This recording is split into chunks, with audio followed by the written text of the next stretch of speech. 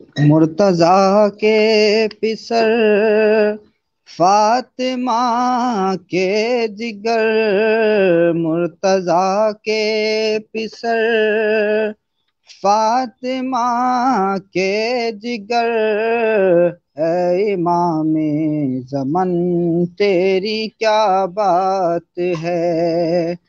مصطفیٰ نے کہا تجھ کو اپنا بدن، مصطفیٰ نے کہا تجھ کو اپنا بدن، مصطفیٰ کے بدن تیری کیا بات ہے۔ تیری مادر سی مادر کسی کی نہیں، تیرے بابا سا بابا کسی کا نہیں۔ تیری مادر سی مادر کسی کی نہیں، تیرے نانا سا نانا کسی کا نہیں، تیرے بھائی سا بھائی کسی کا نہیں، تیرے بابا سا بابا کسی کا نہیں۔ امن عالم کا تجھ کو پیمبر کہوں، امن عالم کا تجھ کو پیمبر کہوں، اے امام حسن تیری کیا بات ہے۔ مصطفیٰ نے کہا تجھ کو اپنا بدن، مصطفیٰ کے بدن تیری کیا بات ہے۔ جیسے قرآن زمانے میں لا ریب ہے، تو بھی ایسے زمانے میں لا ریب ہے۔ مصطفیٰ مرتضیٰ سیدہ فاطمہ وہ بھی بے عیب ہیں، تو بھی بے عیب ہے۔ جیسے قرآن زمانے میں لا ریب ہے، ویسے تو بھی زمانے میں لا ریب ہے۔ مصطفیٰ مرتضیٰ سیدہ فاطمہ وہ بھی بے عیب ہیں، تو بھی بے عیب ہے۔ تیری صلحوں میں شامل ہے حق کی فتح، تیری صلحوں میں مضمر ہے حق کی فتح۔ ابن خیبر شکن تیری کیا بات ہے، تیری صلحوں میں مضمر ہے حق کی فتح۔ ابن خیبر شکن تیری کیا بات ہے۔ تیری تخلیق مخلوق سے ہے جدا، تو طہارت کی جھولی میں نازل ہوا۔ گلشن فاطمہ میں تجھے دیکھ کر حور و غلمان اور قدسیوں نے کہا، تیری تخلیق مخلوق سے ہے جدا، تو طہارت کی جھولی میں نازل ہوا، گلشن فاطمہ میں تجھے دیکھ کر حور و غلمان اور قدسیوں نے کہا، باغ زہرا میں تجھ سے بہار آ گئی، باغ زہرا میں تجھ سے بہار آ گئی، اے بہار چمن تیری کیا بات ہے، مصطفیٰ نے کہا تجھ کو اپنا بدن، مصطفیٰ کے بدن تیری کیا بات ہے۔ بسم اللہ الرحمن الرحیم وبہ نستعین۔ السلام علیکم ورحمۃ اللہ وبرکاتہ۔ قبلہ آواز پہنچ رہی ہے آپ تک میری؟ السلام علیکم ورحمۃ اللہ۔ جی وعلیکم علامہ، السلام آواز ورحمۃ مجھ تک آ رہی ہے مگر ہیڈ فون کے ذریعے نہیں آ رہی ہے آواز۔ اچھا ایئر فون، میری آواز آپ ایک تک پہنچ رہی ہے؟ مرتبہ جی آپ کی آواز کلیئر آ رہی ہے، ایک مرتبہ ایئر فون نکال کر کے پھر اس کو لگا لیں، موبائل میں ریکنیکٹ اچھا کر لیجئے ایئر فون۔ جی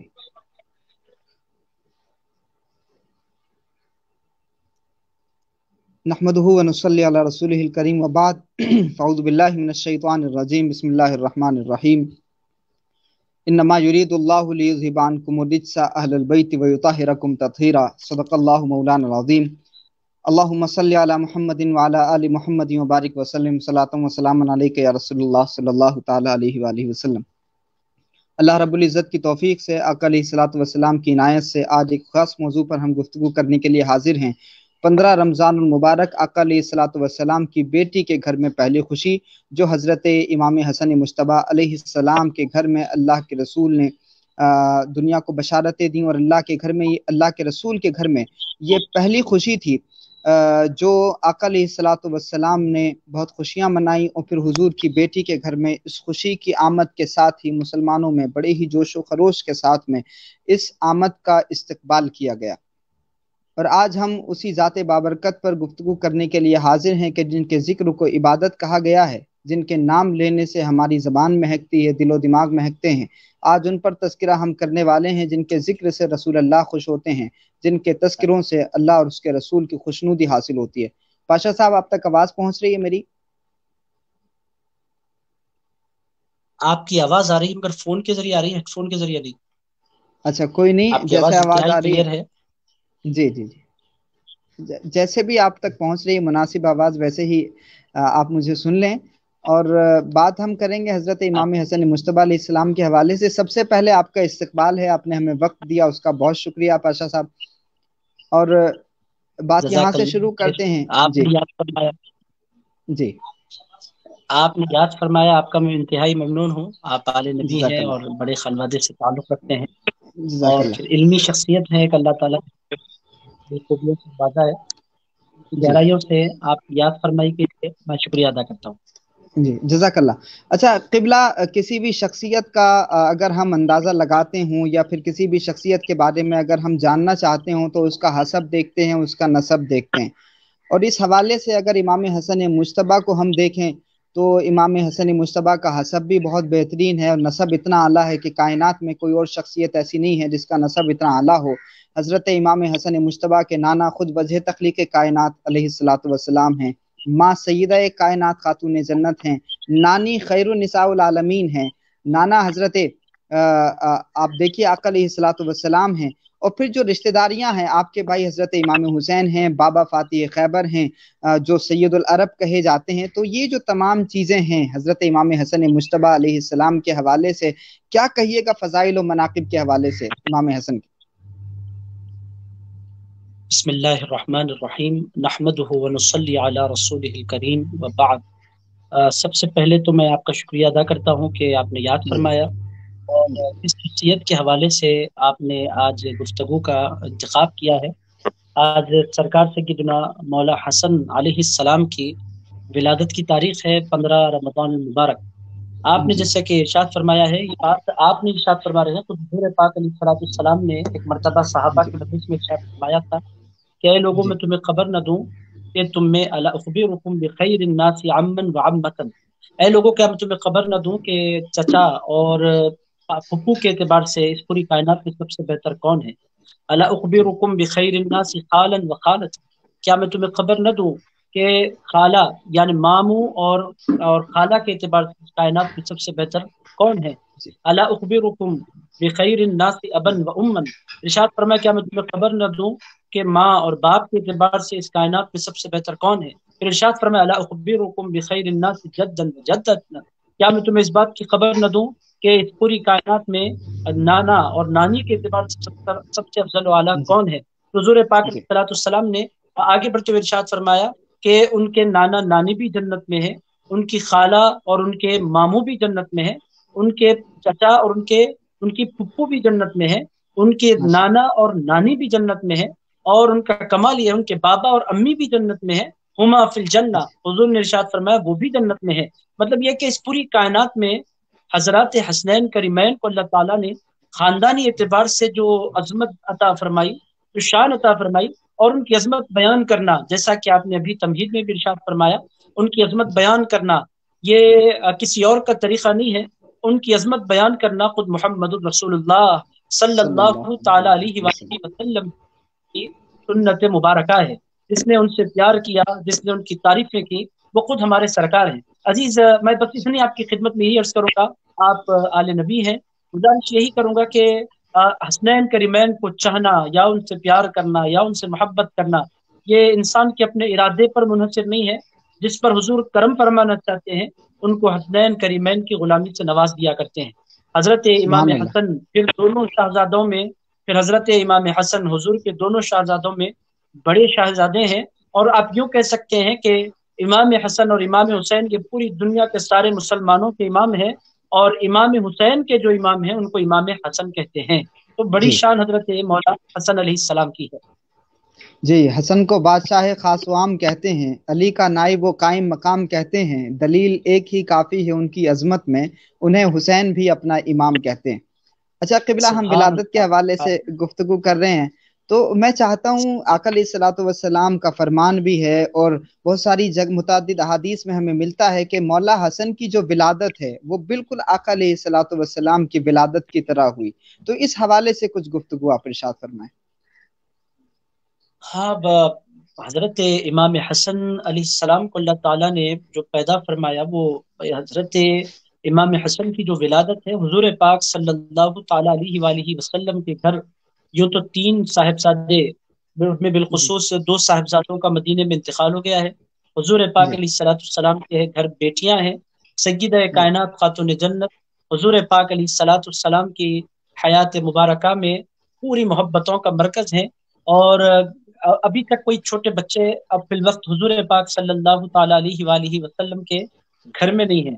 مدینہ منورہ میں حضرت عبداللہ ابن زبیر پیدا ہوتے ہیں تو پورا مدینہ خوشیوں میں ڈوب جاتا ہے، اس واسطے کہ مہاجرین میں پہلے بیٹے کی شکل میں حضرت عبداللہ بن زبیر رضی اللہ تعالی عنہما تشریف لائے تھے، تو پوری دنیا خوشیوں میں ڈوب گئی تھی۔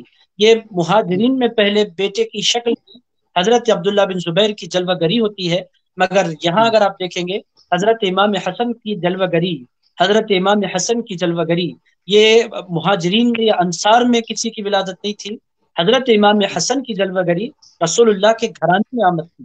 تو حضور پاک بھی منتظر تھے، حضور کی ازواج بھی منتظر تھیں، اور پھر مولا علی اور سیدہ کائنات بھی منتظر تھے، اہل مدینہ انصار بھی منتظر تھے، اور مہاجرین بھی منتظر تھے۔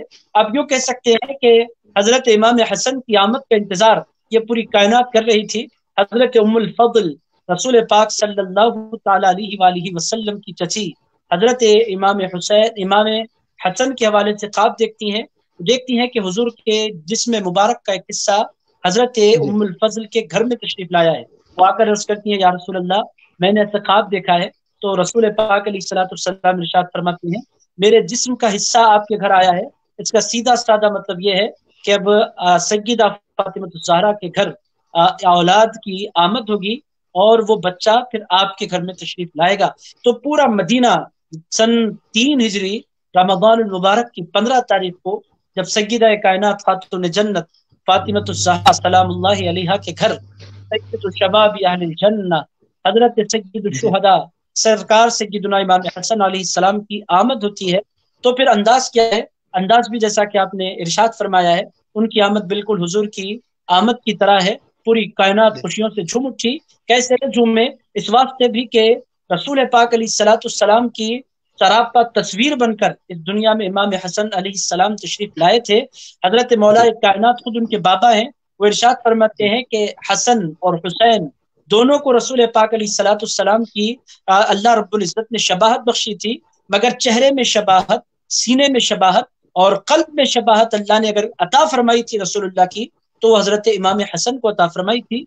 फिर सदर जी मुबारक से लेकर कदमाए मुबारक तक कामिल जी तस्वीर हजरत इमाम हुसैन थी। तो इस तरह जब हजरत इमाम हसन की मदीने में आमद हुई तो पूरी जी कायनात खुशियों से झूम उठी, और ये जी आगाज था हुजूर पाक सलाम के नस्ल मुबारक के आगे चलने का। और ये जी तफसीर थी इन्ना आतईना कल कौसर की, कि अल्लाह ताला ने अपने हबीब से इरशाद फरमाया था, मेरे हबीब काफिर कहते हैं कि आपका नाम मिट जाएगा, आपका नसब मिट जी जाएगा, आपका खानदान मिट जाएगा।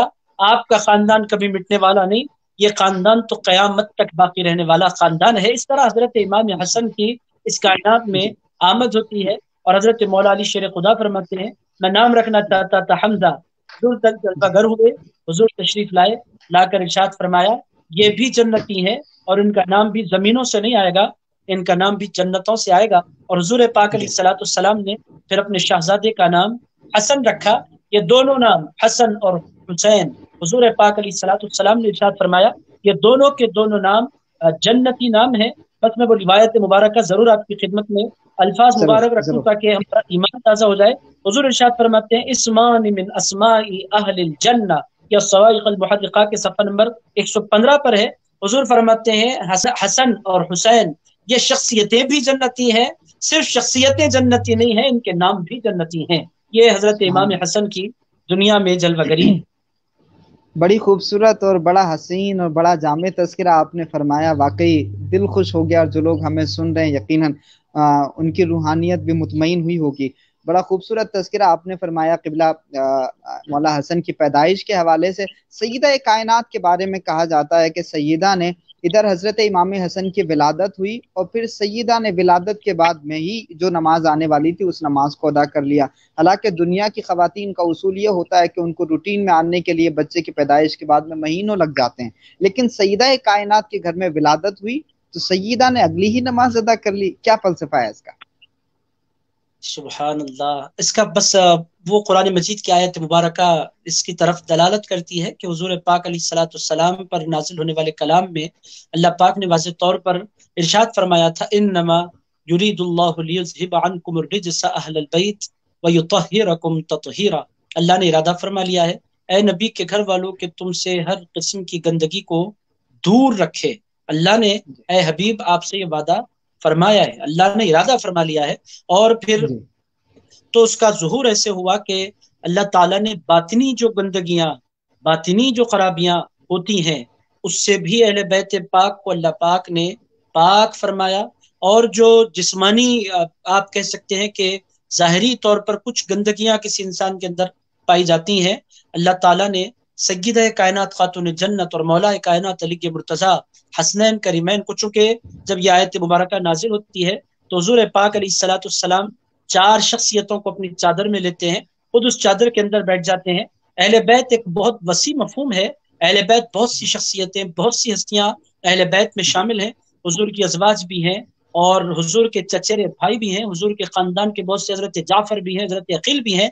मगर अहले बैत जिनका खुसूसी पाकी का अल्लाह पाक ने जिक्र फरमाया, हुजूर फरमाते हैं वो हुजूर ने चादर ली और चादर में सय्यद कायनात को और मौला हसन को, मौला हुसैन को, मौला अली को, इन 4 शख्सियतों को रसूल पाक सल्लल्लाहु ताला अलैहि वसल्लम ने अपनी चादर में ले लिया।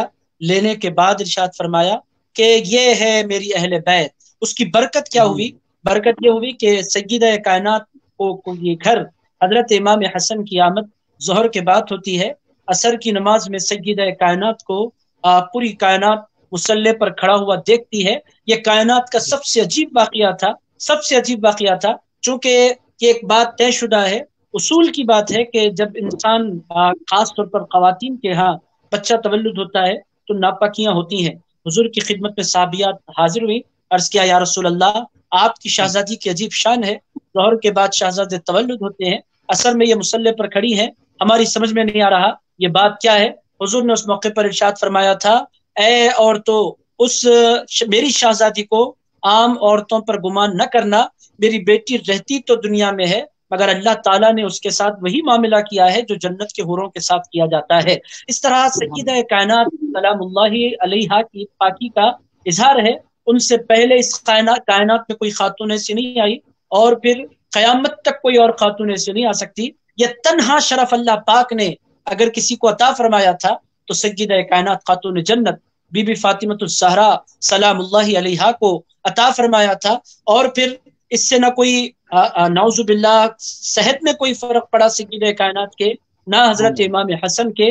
مطلب یہ ہے کہ اللہ پاک نے اشارہ دیا کہ مصطفیٰ بھی نور ہے، مصطفیٰ کی شہزادی بھی نور ہے اور مصطفیٰ کے نواسے بھی نور ہیں. یہ پورا خاندان نور علی نور، اس گھر کا بچہ بچہ نور ہے. اور پنجتن پاک یہ عجیب شان والی ہستیاں، عجیب شان والی شخصیتیں. اسی لیے رسول پاک علیہ السلام نے مولا علی شیر خدا سے مخاطب ہو کر ارشاد فرمایا تھا، علی حالت جنابت میں مسجد نبوی میں میرے اور تیرے علاوہ کوئی داخل نہیں ہو سکتا. یہ حضرت علی شیر خدا سے رسول پاک علیہ السلام نے فرمایا تھا. مطلب یہ کہ حالت جنابت میں بھی یہ لوگ عام بندوں کی طرح ناپاک نہیں ہوتے، یہ ہر حالت میں پاک ہستیاں اور پاک شخصیتیں ہیں. یہ اللہ تعالیٰ کا بڑا فضل ہے سیدہ کائنات پر. ہمیں کیا ملتا ہے؟ عقیدہ ملتا ہے کہ یوں تو دنیا میں لاکھوں کروڑوں خواتین ہیں، ہمیں عقیدہ لینا ہے کہ جیسی سیدہ کائنات ہیں ایسی پوری کائنات میں کوئی خاتون نہیں. سب سے بڑھ کر جس سے پیار کیا جائے، جس سے محبت کی جائے، جس کی تعظیم کی جائے،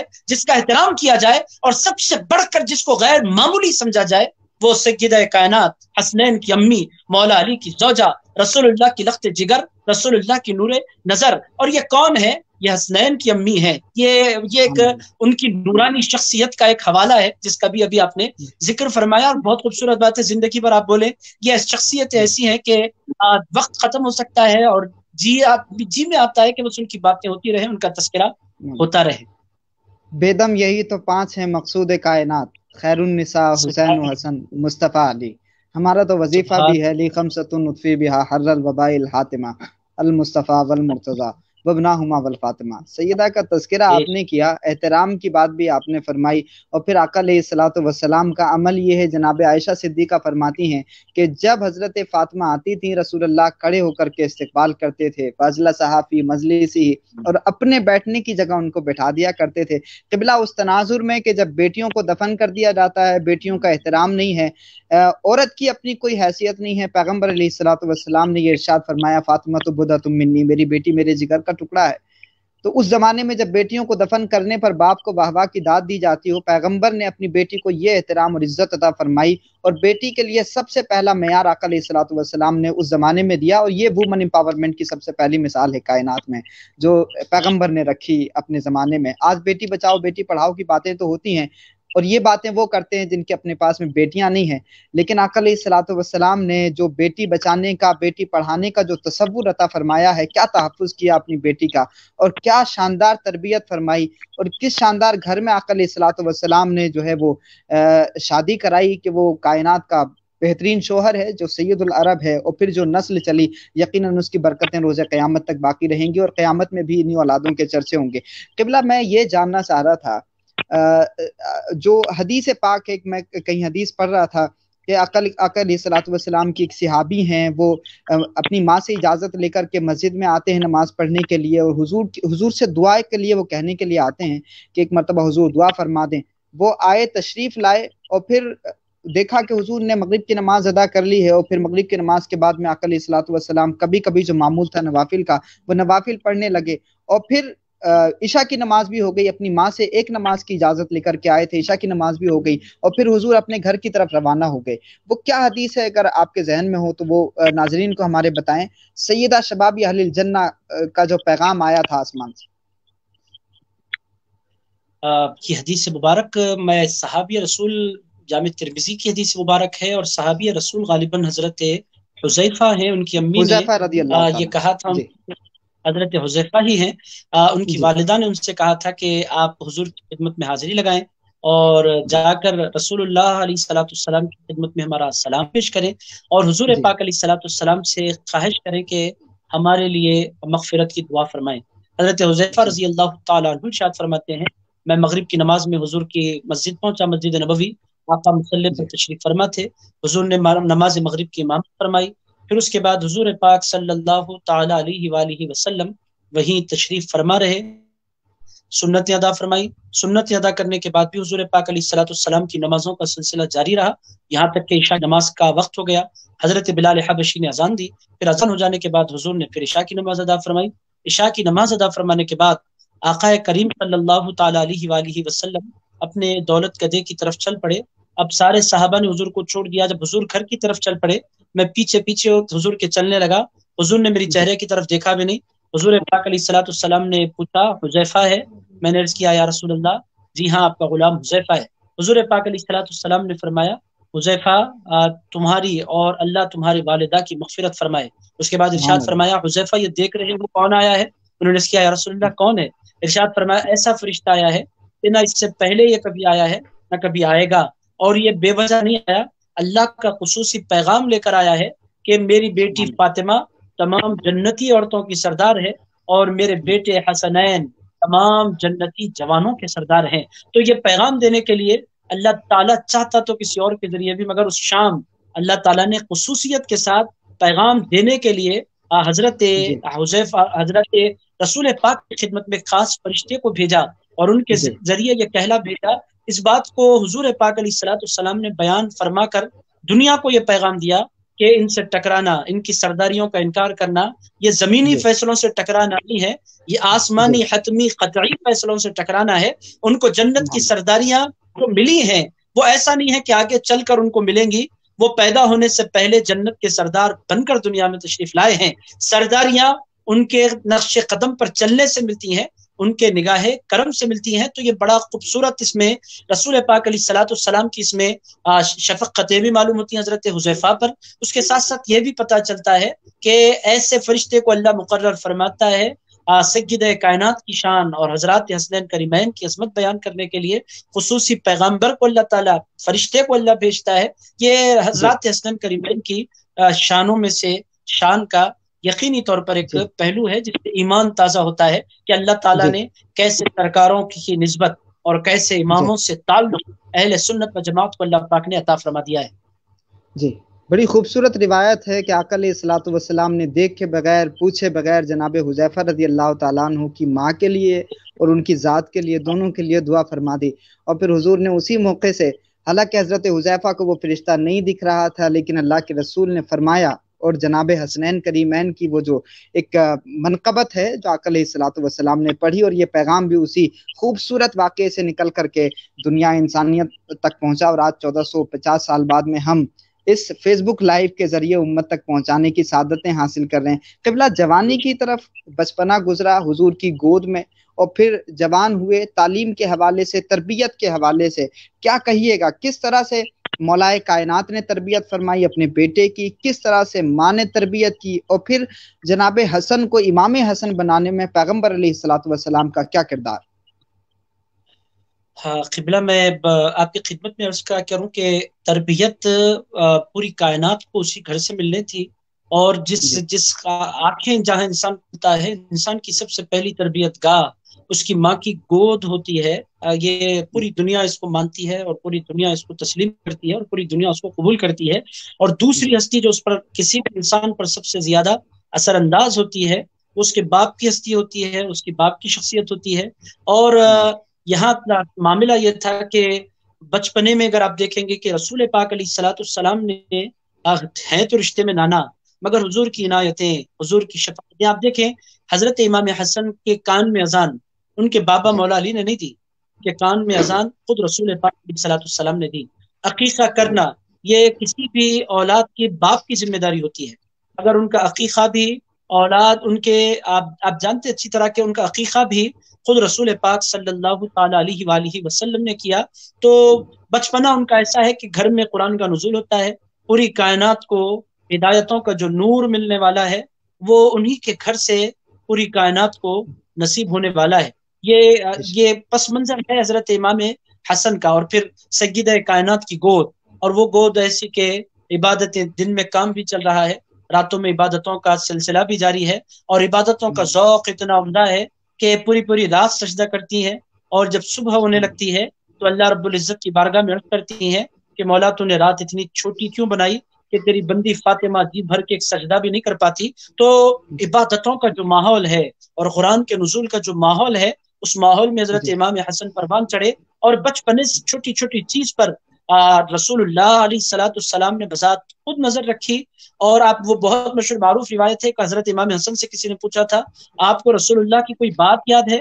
اس موقع پر حضرت امام حسن عالی مقام نے ارشاد فرمایا تھا صدقے کی کھجوریں رکھی ہوئی تھی حضور کی خدمت میں لا کر، میں نے کھجور اٹھا کر اپنے منہ میں ڈال لی تو رسول پاک صلی اللہ تعالی علیہ وآلہ وسلم نے اپنی انگلی مبارک میرے منہ میں ڈالی اور میرے منہ کو صاف کیا، اس کھجور کو نکال کر پھینکا اور ارشاد فرمایا نبی پر اور آل نبی پر اللہ تعالیٰ نے صدقے کو حرام قرار دے دیا ہے. اس طرح بچپنے ہی سے ان کو کون سی چیز حلال ہے اور کون سی چیز حرام ہے اور کس سے بچنا ہے.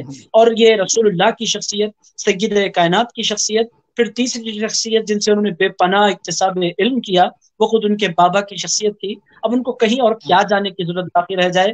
حضور ارشاد فرماتے ہیں انا مدینۃ العلم وعلی بابها، علم کا شہر بھی ان کے گھر ہے اور علم کے شہر کا دروازہ بھی ان کے گھر ہے، سید کائنات بھی ان کے پاس ہے.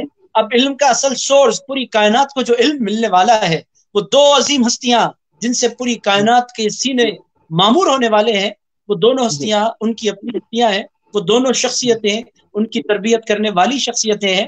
اور رسول پاک علیہ الصلوۃ والسلام کا کمال کیا ہے؟ اللہ پاک ارشاد فرماتا ہے سورہ آل عمران میں اللہ پاک نے ارشاد فرمایا لقد من اللہ علی المؤمنین اذ بعث فیہم رسولا من انفسہم یتلو علیہم آیاتہ ویزکیہم ویعلمہم الکتاب والحکمہ. حضور کی شان بیان کرتے ہوئے اللہ فرماتا ہے وہ آیتوں کی تلاوت بھی کرتے ہیں، وہ دلوں کا تزکیہ بھی کرتے ہیں، وہ کتاب و حکمت کی تعلیم کرتے ہیں. حضور پاک علیہ الصلوۃ والسلام یہ سارے صحابہ کے ساتھ کرتے ہیں، تو پھر مولا حسن کے ساتھ حضور کے تزکیے کا عالم کیا ہوگا اور حضور کی توجہات کا عالم کیا ہوگا. اتنی توجہات رسول پاک صلی اللہ تعالی علیہ وآلہ وسلم کو کہ حضرت امام حسن کو حاصل رہی. پھر مولا کائنات کے ساتھ وہ پروان چڑھنے لگے. حضور کے وصال مبارک کے بعد شعور کی منزل میں جب وہ داخل ہوئے تو مولا علی ان کے مربی بنے اور مولا علی ان کے استاد بنے اور مولا علی نے ان کی تربیت فرمائی. تو ایسی تربیت امام حسن کی ہوئی کہ پھر وہ علم کا ایک سمندر ان کے سینے میں چھانٹے مارنے لگا. اور ان کے ارشادات کی طرف آپ دیکھتے ہیں تو پھر اندازہ ہوتا ہے کہ غیر معمولی علمی شخصیت. اور پھر اللہ تعالیٰ نے تقوی کے ان بلند معیارات پر ان کو پہنچایا کہ دنیا میں پھر ان کی مثال بن نہیں سکتی. امامتیں پھر ان سے چلی، ولایتیں پھر ان سے چلی، علم پھر ان سے چلا، سلسلے بھی پھر ان سے چلے. الغرض جتنی بڑی شخصیتیں اس کائنات میں تھیں اللہ تعالیٰ نے وہ ساری شخصیتیں ان کے گھر میں رکھ دی تھی. اسی لیے وہ علم کے حوالے سے بھی ممتاز ہوئے اور پھر اخلاق کے حوالے سے بھی حضرت سیدنا امام حسن غیر معمولی اخلاق والے بھی بنے. جوانی بھی، بچپنا بھی بڑا مبارک رہا، جوانی بھی بڑی مبارک رہی. بڑا خوبصورت تذکرہ آپ نے فرمایا مولا حسن کی علمی شخصیت کے حوالے سے، روحانیت کے حوالے سے. جس کے نانا معلم کائنات ہوں، باب مدینۃ العلم ہوں، اور جس کی ماں سیدہ کائنات خاتون جنت ہوں، کہ جس کا قیامت میں روز محشر میں میدان محشر میں استقبال کیا جائے گا. یقیناً ان کے علم خط کو ناپنے کی حماقت کرنا یہ بہت بڑی بے وقوفی ہوگی، اور ہم وہ سب کر بھی نہیں سکتے. ہم چونکہ باادب لوگ ہیں، ہماری ماؤں نے پاک دودھ پلایا ہے اور ہمیں ادب سکھایا ہے حضرات اہل بیت اطہار کا.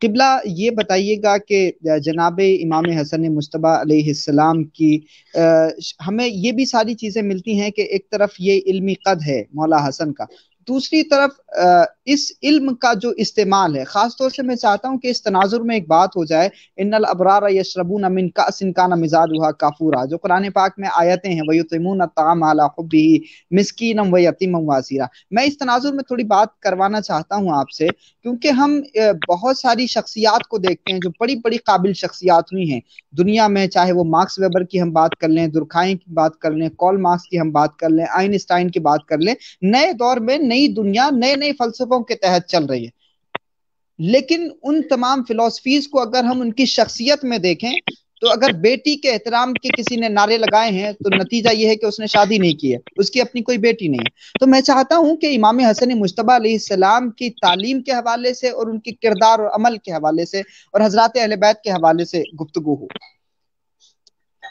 حضرات اہل بیت علیہ السلام کو دیکھیں گے، آپ نے جیسا کہ ارشاد فرمایا وہ صرف زبانی شخصیتیں نہیں رہی، ان کے کردار میں ان کا عمل اور جو کچھ وہ ارشاد فرمایا کرتے ہیں وہ ساری کی ساری باتیں ان کے کردار میں ہمیں نظر آتی ہیں۔ آپ دیکھیں گے کہ حضرت امام حسن اگر لوگوں کو عبادت کی طرف بلاتے ہیں تو زبانی دعوے کے طور پر نہیں بلایا کرتے۔ حضرت امام حسن علی مقام نے پیدل 25 مرتبہ حج فرمائے ہیں، مطلب یہ ہے کہ وہ صرف زبانی دعوت نہیں دیتے، وہ جس قدر دعوت دیتے ہیں اس سے زیادہ پوری کائنات کو پریکٹیکل دنیا کو کر کے بتلاتے ہیں۔ اور اہل بیت اطہار کا جہاں تک معاملہ ہے، آپ نے سورۃ الدہر کا ذکر فرمایا، ان کے پاس ایثار ہے، ان کے پاس یتیموں، اسیروں، بے سہاروں کی خدمت کرنے کا بے پناہ جذبہ ہے۔ اور آپ نے جیسا کہ ارشاد فرمایا سورۃ الدہر کی آیت مبارکہ، جس میں اللہ پاک ارشاد فرماتے ہیں وہ 3 دن سے روزے میں ہیں اور کھائے بغیر افطار بغیر سحری کے وہ لوگ افطار کے لیے 3 روٹیاں بیٹھے رکھے دسترخوان پر بیٹھے ہیں، اور دروازے پر دستک ہوتی ہے۔ پہلے دن قیدی آتا ہے، ایک دن یطعمون الطعام، اللہ پاک ارشاد فرماتا ہے ایک دن ان کے پاس قیدی آیا، ایک دن یتیم آیا، ایک دن اسیر آیا، جو آئے ان لوگوں نے مسکین کو، یتیم کو، اسیر کو کھلایا۔ مطلب یہ ہے کہ وہ صرف زبانی دعوے نہیں کرتے بلکہ ایثار بھی ان کے پاس ہے، خود بھوکے رہ کر لوگوں کی خدمت کرنے کا جذبہ یہ اہل بیت اطہار میں اللہ رب العزت نے بدرجہ اتم رکھا ہے۔ وہ پریکٹیکل شخصیتیں ہیں۔ اب یہ سلسلہ پھر اہل بیت میں ہر زمانے میں جاری رہا۔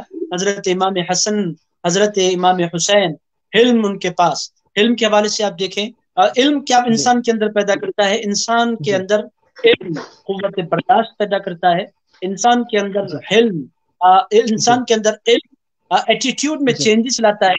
امام حسن کے اندر علم اس قدر غیر معمولی تھا، قوت برداشت اس قدر غیر معمولی تھی، مسجد ان کے نانا کی، منبر ان کے نانا کا، مدینہ ان کے نانا کا، امت ان کے نانا کی، کلام جو خطبہ دیا جا رہا ہے وہ شریعت ان کے نانا کی، جو میسج دیا جا رہا ہے جس منبر سے دیا ہے وہ سب کچھ انہی کا ہے۔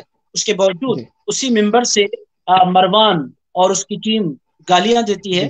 حضرت امام حسن جواب میں کبھی نعوذ باللہ گالی نہیں دیتے۔ حضرت امام حسن علیہ السلام کی قوت برداشت، حلم، یہ بھی انہوں نے اپنے نانا علیہ السلام سے سیکھا تھا۔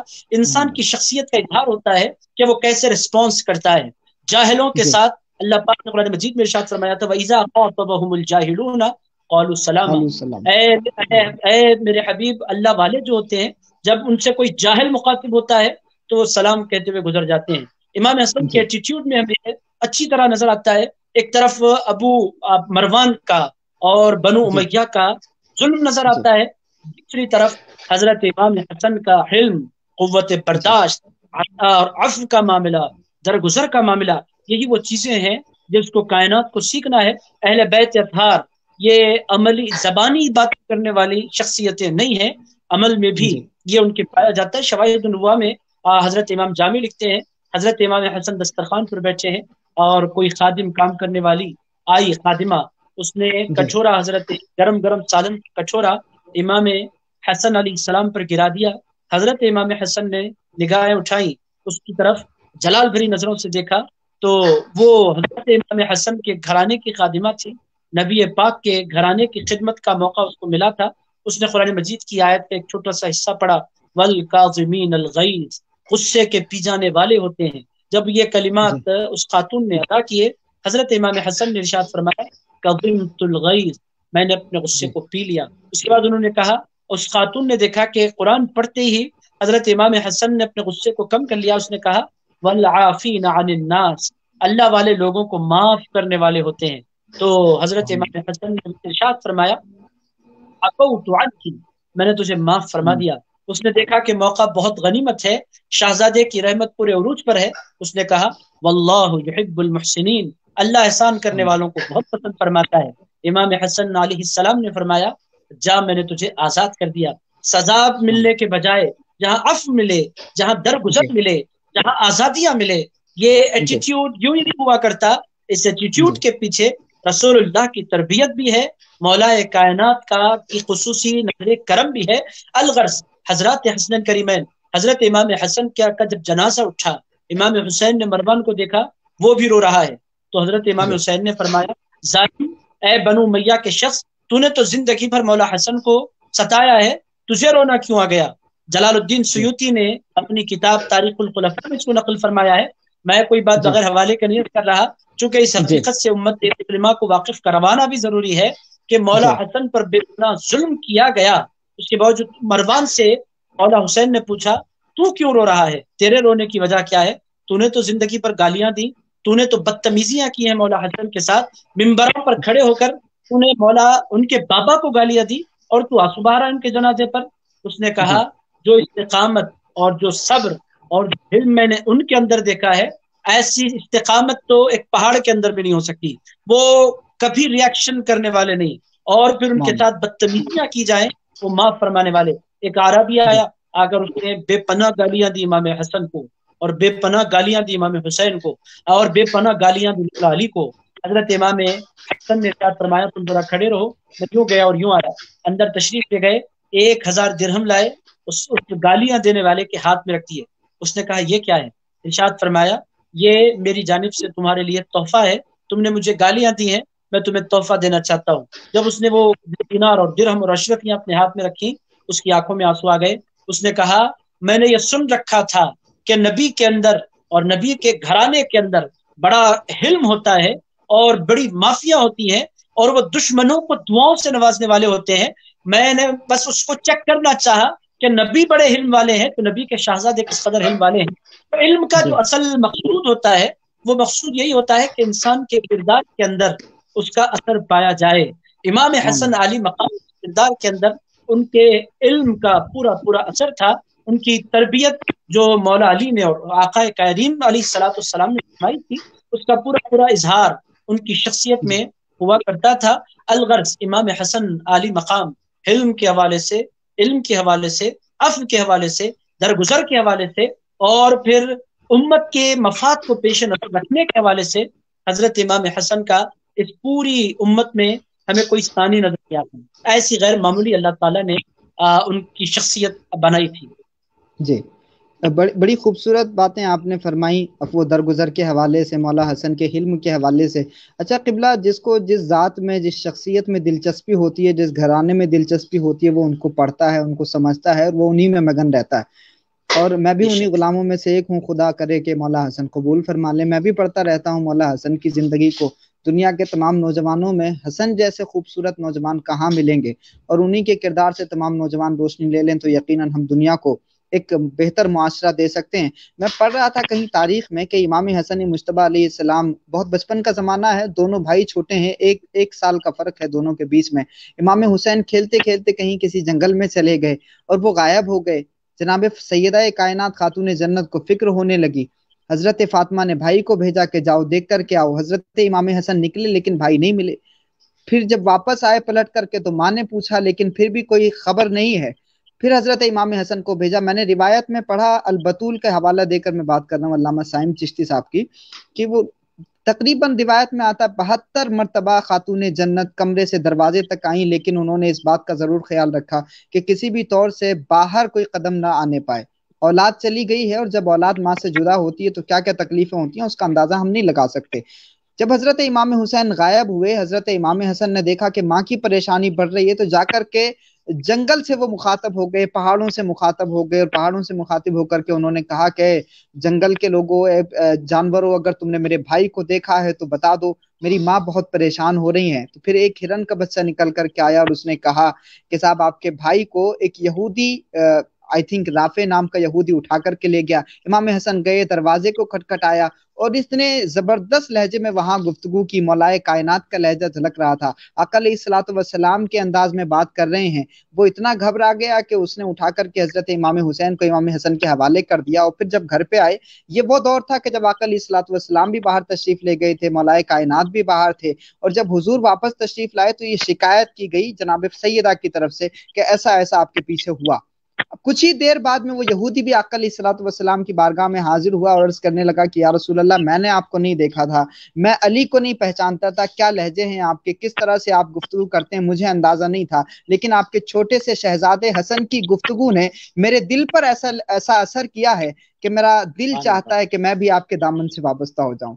تو یہ تو جناب سیدہ کائنات کے بڑے شہزادے کے جلال کا اثر ہے کہ اگر یہ جلال میں اپنے بچپن میں بول دیں تو وہ دل کی گھنٹیاں بج جاتی ہیں اور دل کی صفائی ہو جاتی ہے، اور ہم نے اس طرح سے کئی واقعات کو تاریخ میں پڑھا۔ حضرت امام حسن کے میں چاہتا ہوں کہ حضرت جو بچپن کے واقعات ہیں، جیسے ہم بہت ساری تاریخیں پڑھتے ہیں، میں اس لیے تذکرہ کرنا چاہتا ہوں کیونکہ یہ الزام لگایا جاتا ہے کہ اہل سنت میں امام حسن کے حوالے سے لکھا ہی نہیں گیا۔ کیا واقعی یہ سچائی ہے کہ امام حسن کی سیرت و کردار کے حوالے سے اہل سنت میں نہیں لکھا گیا، یا لوگوں نے پڑھنا نہیں مناسب سمجھا، دلچسپی نہیں رکھی ان تمام واقعات میں؟ کیا فیکٹ کیا ہے؟ اس حوالے کے ساتھ میں بس حضرت امام حسن کے حوالے سے یہ کہہ سکتے ہیں کہ امت نے، آپ دیکھیں گے کہ امت کے دو طبقات ہیں، ایک رافضی طبقہ، ایک خارجی طبقہ، دونوں نے حضرت امام حسن کے ساتھ وہ جو سلوک نہیں کیا جس سلوک کے وہ مستحق ہیں، جن عظمتوں کے وہ مستحق ہیں، وہ ان کے ساتھ اس قدر محبتوں کا معاملہ نہیں کیا گیا۔ سرکار کے شہزادے امام حسین کو بہت چاہا گیا اور بہت خراج عقیدت پیش کیا گیا، بے پناہ ان سے عقیدتیں رکھی گئی اور رکھنا چاہیے بھی۔ سرکار امام حسین کا کردار بھی ایسا تھا کہ ان سے پیار کیا جائے، مگر بہت سے لوگوں نے، اور امت کے دونوں طبقات میں، رافضی حضرات بہت زیادہ امام حسین کا نام لیتے ہیں، ان کے پاس بھی امام حسن کے ساتھ عقیدتوں کا جو معاملہ ہونا چاہیے وہ نظر نہیں آتا۔ دوسری طرف خارجی حضرات، ان کا عالم یہ ہے کہ وہ حضرت امام حسن کو اور یوں کہہ دیتے ہیں کہ وہ کسی کے ہاتھ پر انہوں نے بیعت کر لی ہے، اور پھر حضرت امام حسن کی جو پوزیشن ہے، انہوں نے کوئی بیعت نہیں کی تھی، صلح کی تھی، اس کو غلط انداز میں پیش کر کے امام حسن علی مقام کے مرتبے کو گھٹانے کی کوششیں کرنا۔ امام حسن کی شخصیت کا عالم یہ تھا کہ پورے صحابہ، کوئی ایک ایسا صحابی نہیں تھا جو ان کا احترام نہ کرے، کل صحابہ ان کا ادب کرتے ہیں۔ رسول پاک علیہ الصلوۃ والسلام ممبر چھوڑ کر اتر جاتے ہیں جب امام حسن علی مقام کو دیکھتے ہیں، اور حضرت ابوبکر صدیق رضی اللہ تعالی عنہ سے حضرت امام حسن مخاطب ہو کر کہتے ہیں انزل عن منبری ابی، میرے بابا کے ممبر سے اتر جاؤ۔ حضرت ابوبکر صدیق اترتے ہیں، ان کی پیشانی چومتے ہیں، ممبر پر بٹھاتے ہیں، اور پھر یہ کہتے ہیں کہ میں کہاں جاؤں، میرے بابا نے تو کوئی ممبر نہیں چھوڑا، میں اسی لیے آپ کے نانا محمد رسول اللہ کے ممبر پر کھڑا ہوں۔ حضرت ابوبکر جس کی اس قدر تعظیم کریں، حضرت فاروق اعظم رضی اللہ تعالیٰ عنہ کے دروازے پر کسی کام کے حوالے سے ملاقات کے لیے حضرت امام حسن پہنچتے ہیں، تو حضرت فاروق اعظم کی اندر میٹنگ چل رہی ہے، دروازے پر ان کے بیٹے عبداللہ بن عمر کھڑے ہیں۔ حضرت امام حسن فرماتے ہیں کیا بات ہے، آپ باہر کھڑے ہیں، کوئی خاص بات؟ وہ کہتے ہیں دور سے وفد آیا ہے اور بابا میٹنگ میں بیٹھے ہیں، اے مولا حسن آپ کا کوئی پیغام ہے تو میں اندر دے دوں؟ حضرت امام حسن فرماتے ہیں وہ بہت بزی ہیں، تو میں ایک کام کرتا ہوں، میں بعد میں ملاقات کر لیتا ہوں۔ حضرت امام حسن لوٹ جاتے ہیں، جب وہ اپنے مسجد گھر لوٹ آتے ہیں، عصر میں یا مغرب میں کسی نماز میں حضرت فاروق اعظم رضی اللہ تعالیٰ عنہ سے ان کی ملاقات ہوتی ہے، تو حضرت فاروق اعظم رضی اللہ تعالیٰ عنہ اپنے شہزادے سے عرض کرتے ہیں، حضرت امام حسن سے عرض کرتے ہیں اے شہزادے، میں نے سنا تھا کہ آپ تشریف لائے اور بغیر ملاقات کے آپ چلے گئے۔ تو وہ کہتے ہیں آپ بزی تھے اور آپ کے بیٹے دروازے کے باہر کھڑے تھے، میں کیسے اندر داخل ہو سکتا ہوں؟ حضرت عمر فاروق رضی اللہ تعالیٰ عنہ اپنے بالوں کی طرف اشارہ کر کے ارشاد فرماتے ہیں کہ ہمارے سر پر جو بال اٹھتے ہیں یہ بھی آپ کا اور آپ کے نانا کا صدقہ ہے۔ تو میں یہ بات عرض کرنا چاہوں گا کہ امام حسن کے ساتھ آگے چل کر امت نے جو سلوک کیا ہے، سوائے چند، یہ کچھ لوگ ہر زمانے میں ہوتے ہیں جو حسنین کریمین سے پیار کرنے والے ہیں، مگر عام طور پر دونوں طبقات میں اہل سنت و جماعت میں آپ دیکھیں گے کہ بہت سے طبقات میں حضرت امام حسن کے ساتھ وہ جو محبتوں کا سلوک کرنا چاہیے، لوگ کہتے ہیں ان کے پاس وہ شہادت نہیں۔ شہادت کی دو قسمیں ہیں، شہادت سری، شہادت جہری۔ اللہ تعالیٰ نے شہادت سری میں اگر کمال عطا فرمایا ہے اور جہری میں کمال عطا فرمایا ہے، دو الگ الگ شہادتیں ہیں۔ ایک شہادت میں امام حسین کو کمال عطا فرمایا، دوسری شہادت میں امام حسن کو کمال عطا فرمایا۔ تو امت کا میں آپ کو دل کی گہرائیوں سے بات پیش کروں گا کہ ایک طرف امام حسین کا مہینہ آتا ہے تو پورا محرم محفلیں ہوتی ہیں اور عقیدتوں کے نذرانے پیش کیے جاتے ہیں اور بے پناہ یاد کیا جاتا ہے اور یاد کیا جانا چاہیے۔ ہم غلام ہیں، ہم شہزادوں کو نہیں یاد کریں گے تو کس کو؟ مگر حسن کے ساتھ عام طور پر جیسی یاد ہونی چاہیے، جیسی محبت ہونی چاہیے، جیسی عقیدت ہونی چاہیے، جیسے تذکرے ہونے چاہیے، امت اس معاملے میں آپ یوں کہہ سکتے ہیں کہ ایکول امت سلوک کر نہیں پائی ہے۔ اس میں امت کی تربیت بھی ہے۔ تذکروں کی جہاں تک بات ہے، جہاں جہاں اہل سنت میں کتابیں لکھی گئی، حضرات فضائل کا جہاں باب باندھا گیا، ان میں خلفائے راشدین کے ساتھ ساتھ سیدہ فاطمہ الزہرا کا، پھر امام حسن کا، پھر امام حسین کا ضرور باب باندھا گیا ہے۔ یہ گڑبڑ ہمارے اسلاف نے نہیں کی۔ اس زمانے میں یہ سب کچھ معاملات ہو رہے ہیں، بالخصوص امام حسن کو اگنور کیا جا رہا ہے۔ جن کی زیادہ شانیں ہیں ان کا کوئی جشن نہیں، ان کی کوئی محفل نہیں، ان کے نام کی کوئی مجلس نہیں، اور جن کا ذکر شاذ اور معدوم اور بہت تھوڑا ہے ان کو بہت زیادہ ہائی لائٹ کرنے کی امت کوشش کر رہی ہے۔ میں تو اتنا کہوں گا کہ خلفائے راشدین اور پنجتن پاک یہ امت کا سب سے بڑا اثاثہ ہیں۔ خلفائے راشدین اور پنجتن پاک، ان سے بے پناہ پیار ہونا چاہیے، ان سے بے پناہ عقیدتیں ہونی چاہیے۔ اور امام حسن کو بہت بعد میں اسلام قبول کرنے والے کسی بھی صحابہ کی سے کم کر کے نعوذ باللہ الیاذ باللہ تعالی نہیں پیش کرنا چاہیے۔ یہ شہزادے ہیں، اسلام، ایمان اور تصوف اور معرفت اور شریعت، یہ سب کچھ ان کے گھر سے امت کو نصیب ہوا ہے۔ تو اس سلسلے میں آپ نے بالکل صحیح فرمایا کہ امام حسن کے ساتھ جو محبتیں ہونی چاہیے، جو عقیدتیں ہونی چاہیے، جو تعلق ہونا چاہیے، وہ ہمیں امت میں نظر نہیں آ رہا ہے۔ میں آپ کو دل کی گہرائیوں سے حضرت امام حسن پر آپ پروگرام کر رہے ہیں، یہ ایک عجیب ایک کارنامہ ہے تو آپ انجام دے رہے ہیں۔ اہل سنت پہ یہ ٹرینڈ بالکل کم ہے یا شاذ ہے یا نادر ہے، اور جتنے ہمارے ویورز ہیں ہمارے پیج پر بھی، آپ کے پیج پر بھی، وہ تقریباً 1 گھنٹے سے جڑے ہوئے ہیں۔ یہ بھی مولا حسن سے محبتیں ہیں، ورنہ کون کہاں اس زمانے میں کسی کو ٹائم دیتا ہے۔ اچھا، بڑا شکریہ قبلہ، آپ نے تذکرہ فرمایا، اور مجھے جو شکوہ ہے آج وہ شکوہ کہیں نہ کہیں کم ہوتا ہوا دکھائی دے رہا ہے، کیونکہ جس امت میں آپ جیسے شہزادے موجود ہوں یقیناً وہاں مایوسی کہیں نہ کہیں خطرناک ہو سکتی ہے، اور آپ جیسے خوبصورت لوگ موجود ہیں تذکرے کرنے کے لیے، یقیناً ہم ایک نئی صبح کی ضرور امید کر سکتے ہیں۔ اور آپ نے بڑا حسین اور جامع تذکرہ فرمایا مولا حسن کے اس مقام و مرتبے کے حوالے سے جو صحابہ کرام کے درمیان ان کا تھا، کہ حضرت ابوبکر صدیق علیہ الصلوۃ والسلام کے وصال کے بعد جب سنویدھان کی شپت لینے کے لیے مسجد نبی کے منبر پر ہوتے ہیں، امام حسن اور حسین نہیں ہوتے ہیں، تو وہ اس جو شپت گرہن کی ایک رسم ہوتی ہے اس کو وہ ادا نہیں کرتے ہیں بغیر حضرات حسنین کریمین کی موجودگی کے۔ اور پھر حضرت عمر فاروق اعظم رضی اللہ تعالیٰ عنہ کا اتنا خوبصورت واقعہ آپ نے ارشاد فرمایا، یقیناً رونگٹے کھڑے ہو جاتے ہیں اور دل اش اش کرنے لگتا ہے، ہم اپنی خوشی کو اپنے قابو میں نہیں کر سکتے۔ کیا خوبصورت کہانیاں ہیں، کیا صحابہ نے ان شہزادوں کا احترام فرمایا ہے۔ اور مجھے ایک وہ بڑی پیاری روایت یاد آ رہی ہے کہ دونوں کشتی کرا رہے، آقا علیہ الصلوۃ والسلام موجود ہیں، دونوں کو کشتی کرائی جا رہی ہے، امام حسن بھی ہیں، حسین بھی ہیں، اور پھر رسول اللہ ارشاد فرماتے ہیں ایہم یا حسن، اے حسن زور لگاؤ۔ جناب سیدہ نے دیکھا کہ بابا بار بار کہتے ہیں حسن کو کہ حسن زور لگائیے، تو پھر انہوں نے اعتراض کیا کہ یا رسول اللہ آپ بار بار کہتے ہیں ایہم یا حسن، حسین کو حوصلہ کون دے گا؟ تو رسول پاک نے ارشاد فرمایا کہ فاطمہ دیکھو، میں حسن کو ایہم کہتا ہوں، میں حسن کو زور لگانے کے لیے کہتا ہوں، ادھر جبریل کھڑے ہیں جو حسین کو زور لگانے کے لیے کہتے ہیں۔ تو یہ مقام و مرتبہ صرف 21ویں صدی میں جینے والے مسلمانوں کے لیے تو نہیں تھا نا، یہ احترام تو ہر دور میں آقا علیہ الصلوۃ والسلام کے صحابہ سے لے کر کے امت کے آخری مسلمان تک تمام امت کے لوگوں پر اس کردار کو، اس احترام کو، اس مقام کو سمجھنا اور اس کا احترام کرنا یقیناً ضروری ہے کہ پیغمبر علیہ الصلوۃ والسلام نے جو جو ارشاد فرمایا، اور صحابہ نے اس کا بڑا اہتمام کیا۔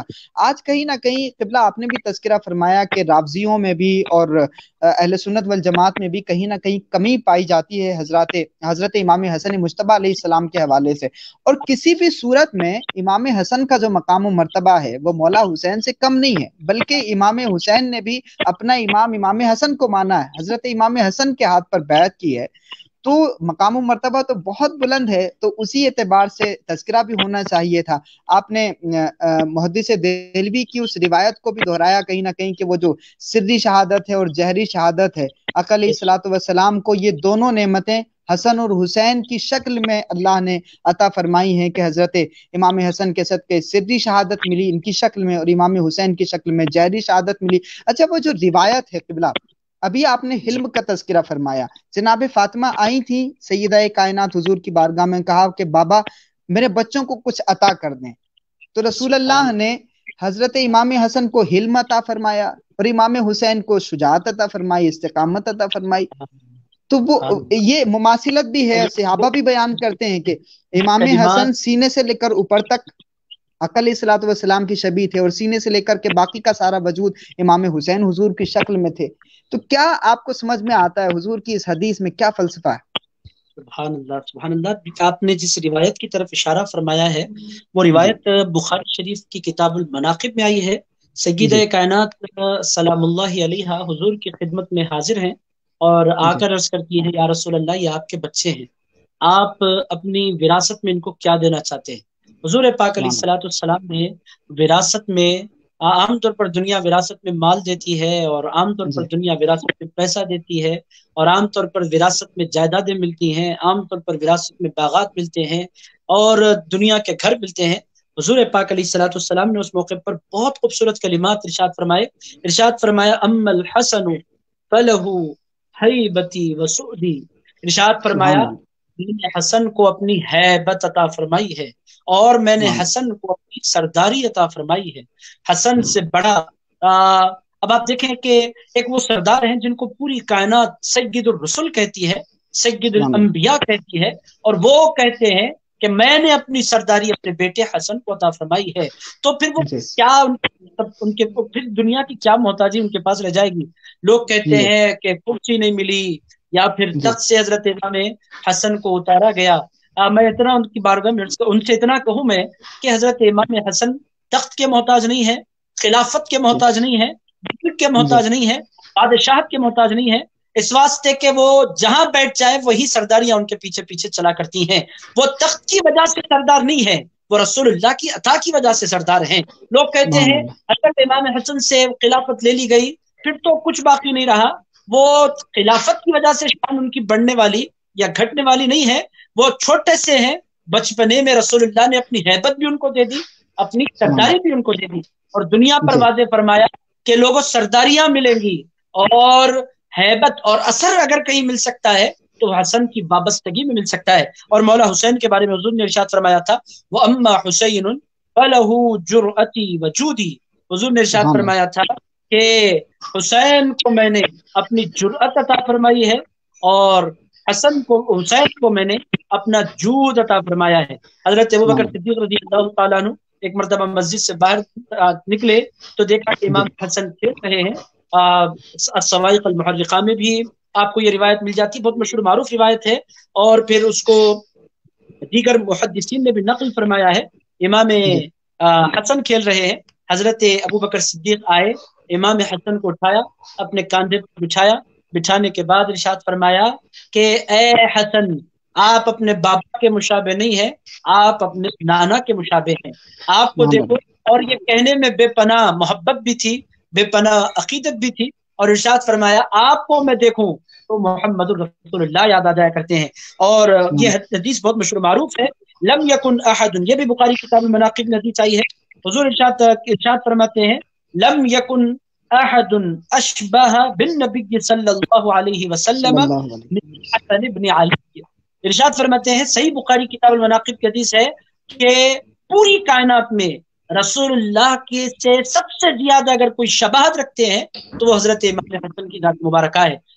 بات یہ تھی کہ رسول اللہ کی شباہت حضرت سیدہ فاطمہ الزہرا میں آئی، اور پھر وہ سیدہ فاطمہ الزہرا کی شباہت اللہ تعالیٰ نے امام حسن کے اندر رکھی. اسی لیے جب بچپنا امام حسن کا تھا اور رسول اللہ امام حسن کو اپنے کاندھے پر اٹھا کر پھرتے تھے تو عاشقوں کی زبان پر آ جایا کرتا تھا کہ حضور اپنے بچپنے کو اپنے کاندھے پر اٹھا کر مدینے کی گلیوں میں پھر رہے ہیں.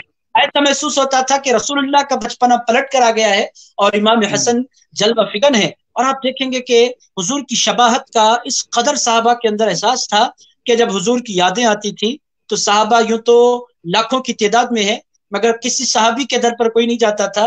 حضور کی یاد آتی تو صحابہ تڑپتے مچلتے اور سیدھے سیدہ فاطمہ الزہرا کی چوکھٹ پر آ کر کھڑے ہو جاتے اور سیدہ فاطمہ الزہرا سلام اللہ علیہا سے عرض کرتے اے سیدہ ہمیں اپنے آقا و مولا کی یاد آ رہی ہے. سیدہ جان لیتی کہ اب ان کے دل مچل رہے ہیں حضور کے دیدار کے لیے.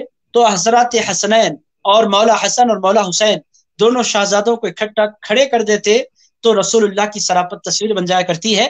الغرض یہ اللہ تعالیٰ نے ریزمبلنس حضرت حسنین کریمین میں بے پناہ رکھا اور امام حسن میں غیر معمولی صورت، انداز، گفتگو، لب و لہجہ اور حلم اور اخلاق، ہر وہ چیز جو رسول پاک علیہ الصلوۃ والسلام کے اندر پائی جاتی ہے اللہ تعالیٰ نے اس کی ایز اٹ از اگر کاپی تیار کی ہے تو امام حسن کی شکل میں تیار کی ہے. سبحان اللہ، بڑا خوبصورت تذکرہ آپ نے فرمایا. اللہ سلامت رکھے آپ کو، اور جو ہمارے لوگ دیکھ رہے ہیں جو اس کو لائک کر رہے ہیں خدا ان کی انگلیوں کو سلامت رکھے، جو کمنٹس کر رہے ہیں خدا ان کو سلامت رکھے، اور جو شیئر کر رہے ہیں خدا ان کی نسلوں کو سلامت رکھے اور اہل بیت کی غلامی میں قبول فرمائے.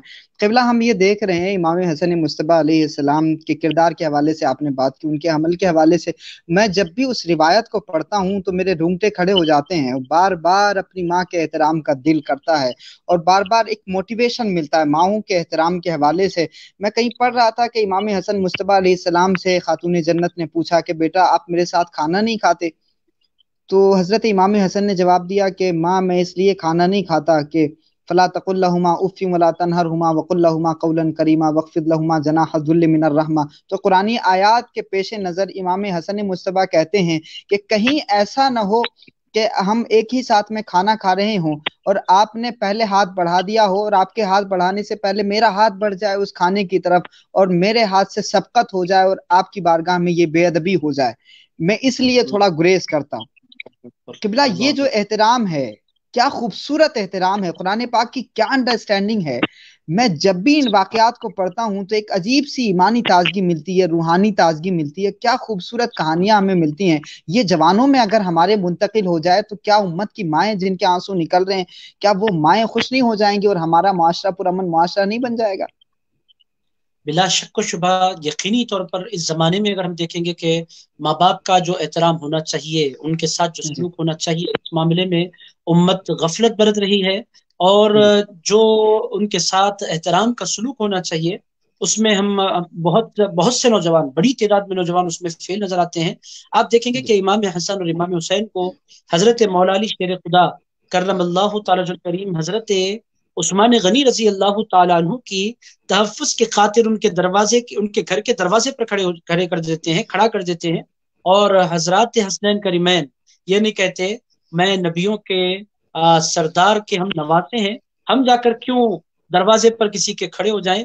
وہ اس وقت شہزادے ہونے کے باوجود اور رسول اللہ کے لخت جگر ہونے کے باوجود وہ کہتے ہیں بابا آپ کا حکم ہے اس وقت تک ہم کھڑے رہیں گے جب تک کہ آپ ہمیں واپس آنے کی اجازت نہ دے دیں. یہ کیا ہے؟ آپ دیکھیں کہ وہ بادشاہ نہیں ہے، وہ سردار ہیں، وہ جنت کی زینت ہیں، وہ سرداران جنت کے نوجوانان جنت کے سردار ہیں. جنت کے حوالے سے یہ روایت بھی ہمیں ملتی ہے کہ المعجم الکبیر میں روایت آئی ہے کہ اللہ تعالیٰ جنت میں سارے جنتی داخل ہو جائیں گے تو جنت اللہ رب العزت کی بارگاہ میں گلا کرے گی کہ مولا تو نے وعدہ فرمایا تھا کہ مجھے کچھ خاص زینت تو عطا فرمائے گا، مولا وہ زینت اب تک نہیں آئی، میری زینت کون ہے؟ تو اللہ رب العزت فرمائے گا تیری زینت کے لیے ہی تو میں نے حسن اور حسین کو جنت میں داخل فرمایا ہے. حسن اور حسین کے آ جانے کے بعد پھر کسی اور زینت کی کیا ضرورت باقی رہ جاتی ہے؟ وہ جنت کی زینت ہے، وہ جنت کے سردار ہیں. اور حضرت مولا علی ارشاد فرماتے ہیں آپ دونوں جا کر حضرت عثمان غنی کے دروازے پر کھڑے ہو جائیں تاکہ ان کی جان کا تحفظ ہو. ان کو کچھ لوگ مارنے کی پلاننگ کر رہے ہیں اور آپ لوگوں کا چہرہ دیکھیں گے تو وہ مار نہیں پائیں گے. آپ لوگ جا کر ان کے دروازے پر کھڑے ہوں اور دونوں شہزادے جا کر اپنے بابا کے حکم کی تعمیل میں دروازے پر کھڑے ہو جاتے ہیں۔ خلافت کے حوالے سے بھی حضرت امام حسین نے حضرت امام حسن سے کہا تھا، بھائی جان آپ خلافت سے کیسے دستبردار ہو سکتے ہیں، پوری امت آپ کو اپنا خلیفہ ماننا چاہتی ہے۔ حضرت امام حسن کا ایک جملہ تاریخ نے نقل کیا ہے، حضرت امام حسن نے فرمایا تھا، حسین میں تم سے بڑا ہوں اور جو میں جانتا ہوں وہ تم نہیں جانتے۔ حضرت امام حسین نے یہ نہیں کہا بھائی جان آپ اس سے کتنے بڑے ہیں، ایک آدھ سال ہی کا تو فرق ہے، وہ کون سا بڑپن آپ کے اندر پایا جاتا ہے۔ حضرت امام حسن نے حضرت امام حسین جی سے فرمایا میں بڑا ہوں اور میں جو جانتا ہوں آپ نہیں جانتے۔ حضرت امام حسین نے کہا بھائی جان آپ واقعی بڑے ہیں۔ میں یہی عرض کرنا چاہتا ہوں کہ کیا ادب ہے اپنے بڑے بھائی کا جو امام حسین کے پاس ہے۔ جب وہ اپنے بڑے بھائی کا اس قدر ادب کرتے ہیں تو پھر ماں باپ کا ان کے پاس کس قدر ادب اور احترام ہوگا۔ تمہارے جو ویورز ہیں ان سے یہی گزارش ہے کہ ماں اگر سلامت ہیں، باپ اگر سلامت ہے، آپ حسنین کا نام لینا اور یا حسین کہنا یا حسن کہنا بہت آسان ہے، مگر اپنی بوڑھی ماں کی خدمت کرنا اور ان کے چہرے پر مسکراہٹیں لانا اور اپنے باپ کو خوش کرنے کی جستجو کرنا، یہ سب سے بڑا کمال ہے۔ پکے حسنی اور پکے حسینی ہونے کا سب سے بڑا کمال یہی ہے کہ اپنے ماں باپ کے چہروں پر ہم مسکراہٹیں لائیں اور کچھ ایسا کر جائیں کہ ماں باپ خوش ہو کر اپنے دل سے دعائوں سے ہمیں نواز دیا کریں۔ آپ نے بہت خوبصورت کہا، معاشرتی پہلوؤں میں بھی ہمارے امام ہیں، کسی بھی پہلو میں ہمارے امام ہمیں پیچھے نظر نہیں آتے، امام ہمیشہ آگے ہوتا ہے، اخلاق میں بھی، کردار میں بھی، معاشرتی پہلوؤں میں بھی ہمیں ہمارے امام سب سے آگے نظر آیا کرتے ہیں۔ اچھا، بڑی پیاری بات آپ نے ارشاد فرمائی۔ ادب کے حوالے سے جو بات آپ کر رہے تھے تو میرے ذہن میں وہ واقعہ یاد آ رہا تھا کہ حضرت امام حسین اور امام حسن میں کچھ آپسی تھوڑی سی رنجش ہو گئی۔ 3 دن ہونے والے تھے، اس سے پہلے کہ وہ تیسرے دن کا خاتمہ ہو پاتا امام حسین نے حضرت امام حسن سے عرض کیا کہ بھائی جان آپ بول لیجئے۔ تو حضرت امام حسن نے کہا کہ میں بڑا ہوں، میں آپ سے پہلے بولوں؟ کہا نہیں، میں نے نانا جان کو کہتے ہوئے سنا ہے کہ 2 بھائیوں میں اگر ناراضی ہو جائے تو 3 دن ختم ہونے سے پہلے جو پہلے سلام کر لے گا اللہ رب العزت اس کو پہلے جنت میں داخل فرما دے گا۔ تو میں نے نانا جان سے یہ سنا ہے اور میں نہیں چاہتا کہ میں اپنے بڑے بھائی سے پہلے جنت میں داخل ہو جاؤں۔ سبحان اللہ، سبحان اللہ، سبحان اللہ۔ یہ بلا شک و شبہ یہ باتیں ایسی ہیں جو امت تک ہم پہنچائیں، اور یہ باتیں ایسی ہیں جس کو امت جانے۔ اور حضرت امام حسن کی شخصیت کے حوالے سے بس میں وہ روایت بھی ضرور پیش کروں کہ اللہ کے حبیب علیہ الصلوۃ والسلام ارشاد فرماتے ہیں ان ابنی ھذا سید، حضور فرماتے ہیں میرا بیٹا حسن سردار ہے، ولعل اللہ ان یصلح به بین فئتین عظیمتین من المسلمین۔ حضور ارشاد فرماتے ہیں ان قریب اللہ تعالیٰ میرے اس بیٹے کے ذریعے امت کی 2 بڑی جماعتوں کے درمیان صلح کروائے گا، اور پھر میرا یہ بیٹا امت کے خون خرابے سے بچانے کا سبب بنے گا۔ حضرت امام حسن کے کردار کو اگر ہم دیکھیں تو وہ ہمیشہ اتحاد کے داعی رہے، انہوں نے اپنا حق چھوڑا امت کے مفاد کی خاطر، امت کے تحفظ کی خاطر اور امت کی بقا کی خاطر۔ اور حضرت امام حسن کا کردار قربانیوں کی ایک بہت اعلیٰ مثال ہے۔ آپ دیکھیں گے کہ چھوٹی موٹی کرسی نہیں ہے، پوری امت کی خلافت کا معاملہ ہے۔ اور حضرت امام حسن علی مقام ارشاد فرماتے ہیں جب حضرت معاویہ فوج لے کر فوج کشی کرتے ہیں، امام حسن فرماتے ہیں آپ نے فوج لائی ہے، اب میں بھی اگر فوج آگے بڑھاؤں اور ٹکراؤ ہو تو کرسی جس کو ملنی ہے ملے گی، مگر اس کے بدلے ہزاروں لوگوں کی جانیں جائیں گی، مجھے کرسی نہیں چاہیے، مجھے جوانوں کا تحفظ چاہیے۔ تو یہ حضرت امام حسن کے کردار میں رسول پاک علیہ الصلوۃ والسلام کے کردار کی جھلک ہی نظر آتی ہے کہ سرکار نے فتح مکہ کیا تھا تو رسول پاک علیہ الصلوۃ والسلام نے ارشاد فرمایا تھا اذهبوا انتم الطلقاء، جاؤ تمہیں آزادی ہے، نہ تمہارا خون بہایا جائے گا، نہ تم پر ہتھیار چلائے جائیں گے، نہ تمہارا مال لوٹا جائے گا، نہ تمہیں مار کر ٹکڑے ٹکڑے کیے جائیں گے، تمہیں تحفظ دیا جا رہا ہے۔ امام حسن کا کردار بھی ہمیں اسی طرح نظر آتا ہے۔ امام حسن نے صلح کر کے امت کی حفاظت فرمائی ہے، مگر میں یہی عرض کرنا چاہتا ہوں اس صلح کو لوگ مجبوری نہ سمجھیں، اس صلح کو لوگ یہ نہ سمجھیں کہ کمزوری تھی امام حسن کی، مجبوری تھی امام حسن کی، وہ کبھی دبنے والے نہیں، ان کے نانا محمد الرسول اللہ، ان کے بابا شیر خدا، جرت ان کی، سرداری ان کی، سخاوت ان کی، وہ کسی سے دبے کیوں؟ حضرت امام حسن کے دل میں کسی کا خوف نہیں تھا امت کو یہ پیغام دینے کی بے پناہ ضرورت ہے۔ بہت سے لوگ سمجھتے ہیں ڈر گئے تھے، نعوذ باللہ علیہ باللہ تعالی، یہ ڈرنے والا گھر ہے ہی نہیں، یہ خوف کھانے والا گھر ہے ہی نہیں. ارے ان کے نام لینے والے اولیاء اللہ آپ دیکھیں غریب نواز ہندوستان تشریف لاتے ہیں اور کیسے بیٹھتے ہیں اور کیسے اپنا کام کرتے ہیں. خوف اگر ہوتا تو کیسے ہوتا. عباسی سلطنت میں غوث اعظم دستگیر بغداد میں جا کر بیٹھ جاتے ہیں, وقت کے بادشاہ ان سے تھر تھر کانپتے ہیں. جب ان کے حسنین کریمین کے شہزادوں اور نام لیواؤں کی یہ کیفیت ہے تو امام حسن کے دل میں کیسے کوئی خوف ہو سکتا ہے اور کیسے کوئی پریشانی ہو سکتی ہے. ہیبت ان کے پاس کسی کی نہیں اور خوف ان کے پاس کسی کا نہیں. ان کے پیش نظر امت کی بقا. یہاں سے نوجوانوں کو یہ بھی میسج ملتا ہے کہ اپنے جذبات سے زیادہ امت کے اتحاد اور امت کے بقا کی طرف توجہ کی نوجوانوں کو ضرورت ہے. چھوٹے چھوٹے مسئلوں پر ہماری امت بے پناہ ٹکرا رہی ہے اور بے پناہ لڑ رہی ہے, اور چھوٹی چھوٹی عمر کے بچے جن کے پاس علم کچھ نہیں بڑے بڑے علماء کو گالیاں دے دیتے ہیں ہمارے ہاں اور پھر ان کے ساتھ بدتمیزیاں کی جاتی ہیں. ان مسئلوں میں ہمیں حضرت امام حسن کے کردار کی طرف دیکھنے کی ضرورت ہے اور دنیا کو بتلانا ہے کہ امت کی بقا اور امت کا تحفظ اور امت کا اتحاد یہ اس کائنات کی سب سے زیادہ قیمتی شے اور قیمتی اثاثہ ہے. اور بالخصوص اہل سنت میں ٹرینڈ چل پڑا ہے تکفیر کا, تفسیق کا, تضلیل کا. جس کو چاہے کافر بول دیں, جس کو چاہے گمراہ بول دیں, جس کو چاہے اہل سنت و جماعت سے نکالنے کی باتیں کریں. اس طرح سے نہیں کرنا چاہیے. اہل سنت و جماعت کا تحفظ یہ سب سے بڑی دولت ہے. یہی امام حسن علیہ السلام کی کیا پیغام امت کے لیے ہے. بالکل, اور بڑی اہم بات آپ نے آخر میں کہی. قبلہ یہ بھی ایک مسئلہ ہے کہ ایمان میں داخل کرنا بھی اپنی ایک قسمت ہے اور خارج کرنا ان کی اپنی بدنصیبی ہے. خوارج کا اپنا طریقہ ہے, اہل ایمان کا اپنا طریقہ ہے. علی کے چاہنے والے داخلے کی بات کرتے ہیں اور علی سے بغض رکھنے والے ہمیشہ خارجی کی بات کرتے ہیں. ان کو ان کی بدنصیبی مبارک, ہمیں تو علی کی نسبت مبارک. اور بات آپ نے جو کہی ائمہ کے حوالے سے اور بالخصوص امام حسن کے حوالے سے کہ وہ ڈرے نہیں, مجبور نہیں تھے, اور لوگ یہی سمجھتے ہیں کہ مجبوری میں ایسا کیا گیا, حالانکہ بالکل ایسا مجبوری میں نہیں کیا گیا.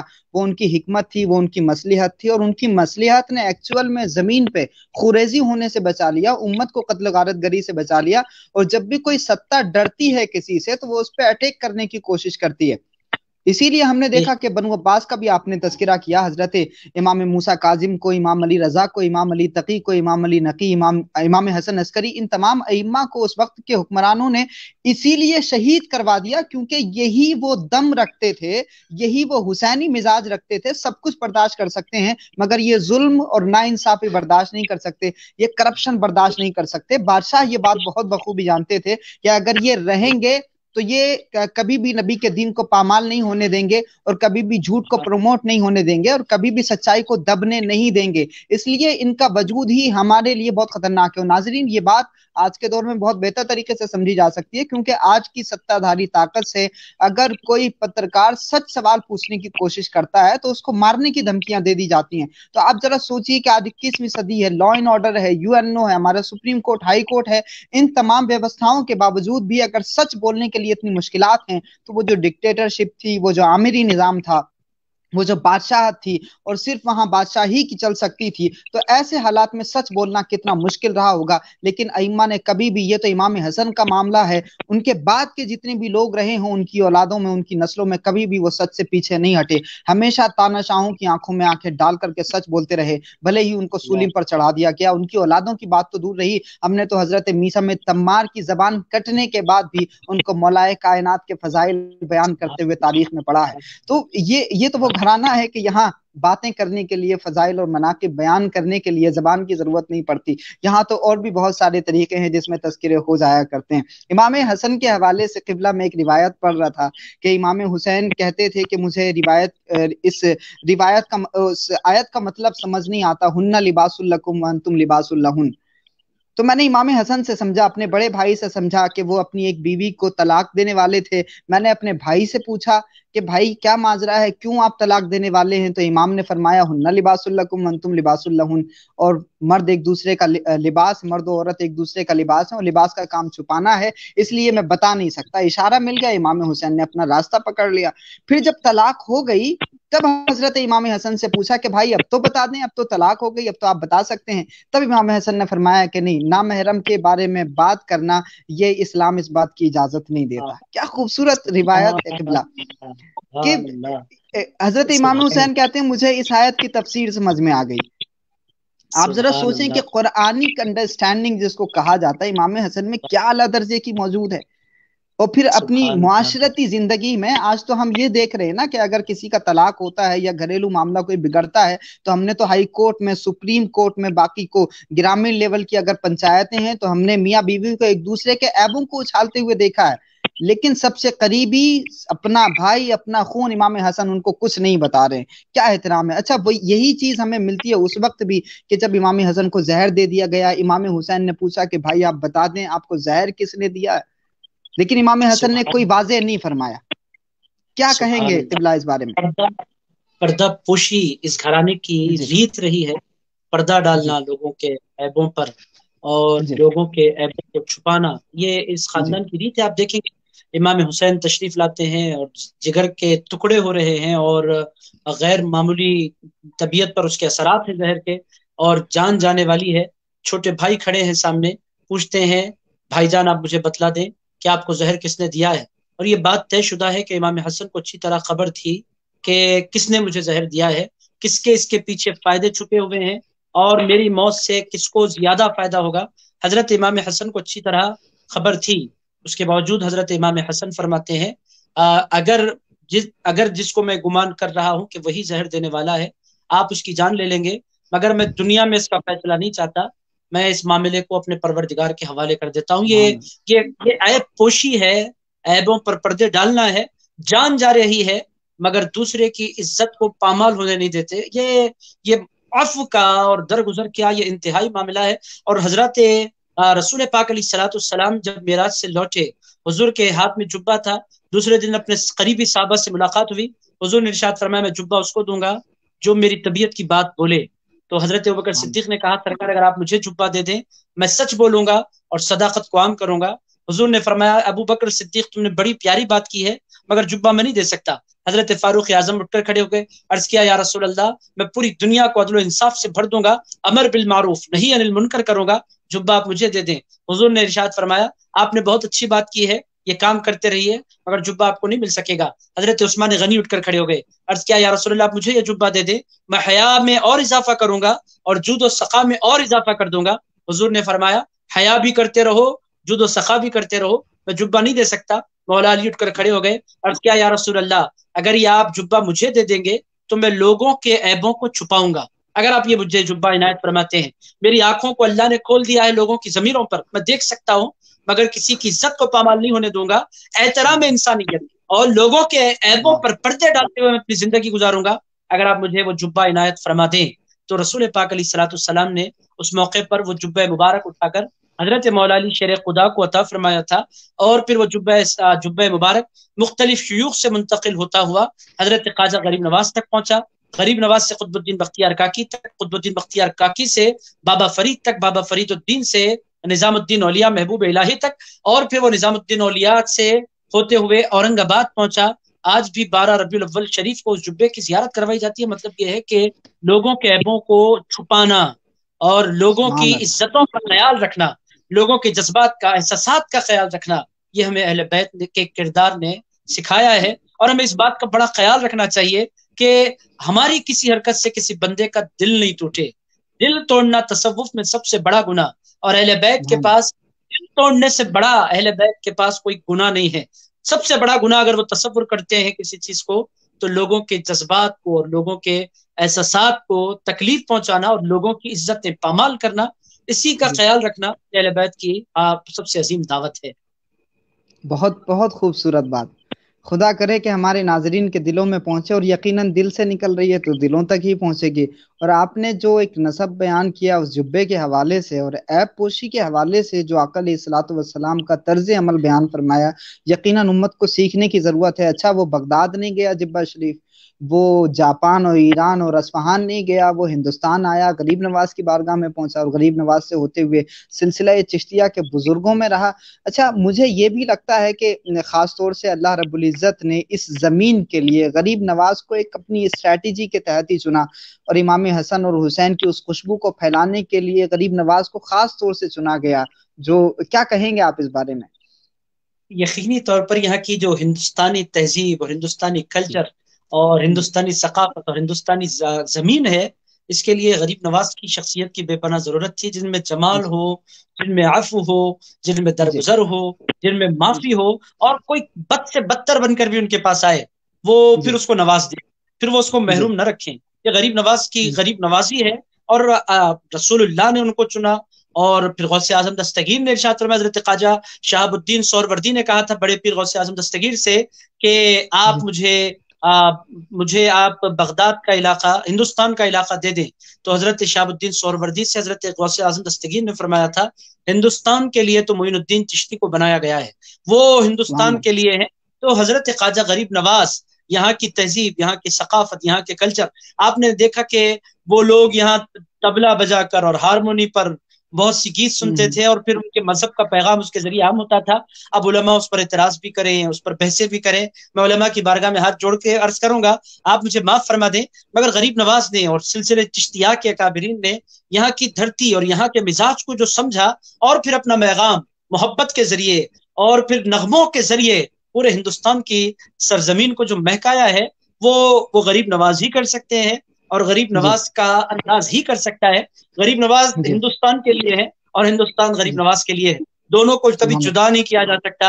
اور پھر جدا کر کے دیکھیں تو پھر یہ اسلام کی رونق آپ کو نظر نہیں آتی۔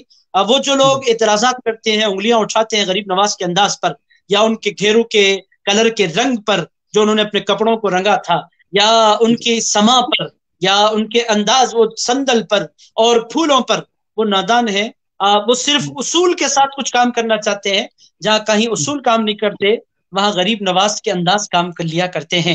غریب نواز نے بڑی غریب نوازی کی ہے، اور ہندوستان میں جو یہ دین پھیلا ہے یہ حضرت امام حسن اور حضرت امام حسین کے جانشین حضور غریب نواز کے صدقے۔ اور میں بس اتنی بات عرض کروں گا کہ غریب نواز امام حسین کی شان کو پھیلانے کا سبب بنے، تو اس پوری کائنات میں حضرت پیران پیر غوث اعظم دستگیر قدس اللہ تعالی سرہ العزیز یہ امام حسن کی امامت عظما کے اظہار کا سب سے بڑا سبب بنے۔ اب دیکھیں گے کہ ہندوستان کی مرکز عقیدت اگر غریب نواز کی شخصیت ہمیں نظر آتی ہے تو پوری دنیا میں عرب ہوں اور عجم ہوں، اور پھر وہ سنی اسکالرس ہوں یا غیر سنی اسکالرس ہوں، جب بڑے پیر غوث اعظم دستگیر کا نام آتا ہے ان کی گردنیں جھک جایا کرتی ہیں، اور یہی بات کا اظہار ہوتا ہے کہ امام حسن کی امامت عظما کا فیض اگر کسی میں نظر آتا ہے تو غوث اعظم دستگیر کی ذات والغرض غوث اعظم اور غریب نواز یہ دونوں کے دونوں اہل سنت و جماعت کی بڑی شانیں ہیں، اور ہم ان دونوں کے اندر امام حسن اور امام حسین کے جلوے دیکھا کرتے ہیں۔ سبحان اللہ، بڑی خوبصورت بات آپ نے کہی، امام حسن کا تذکرہ، امام حسین کا تذکرہ، اور پھر مدینے سے ہم غریب نواز کے اجمیر میں اسی لیے پہنچ گئے کیونکہ نسبتیں شامل ہیں اور نسبتیں موجود بھی ہیں، اور بغیر ان نسبتوں کا تذکرہ کیے ہوئے ہم اس ذکر کو پورا ہی نہیں کر سکتے، اس ذکر کو مکمل نہیں کر سکتے ہیں۔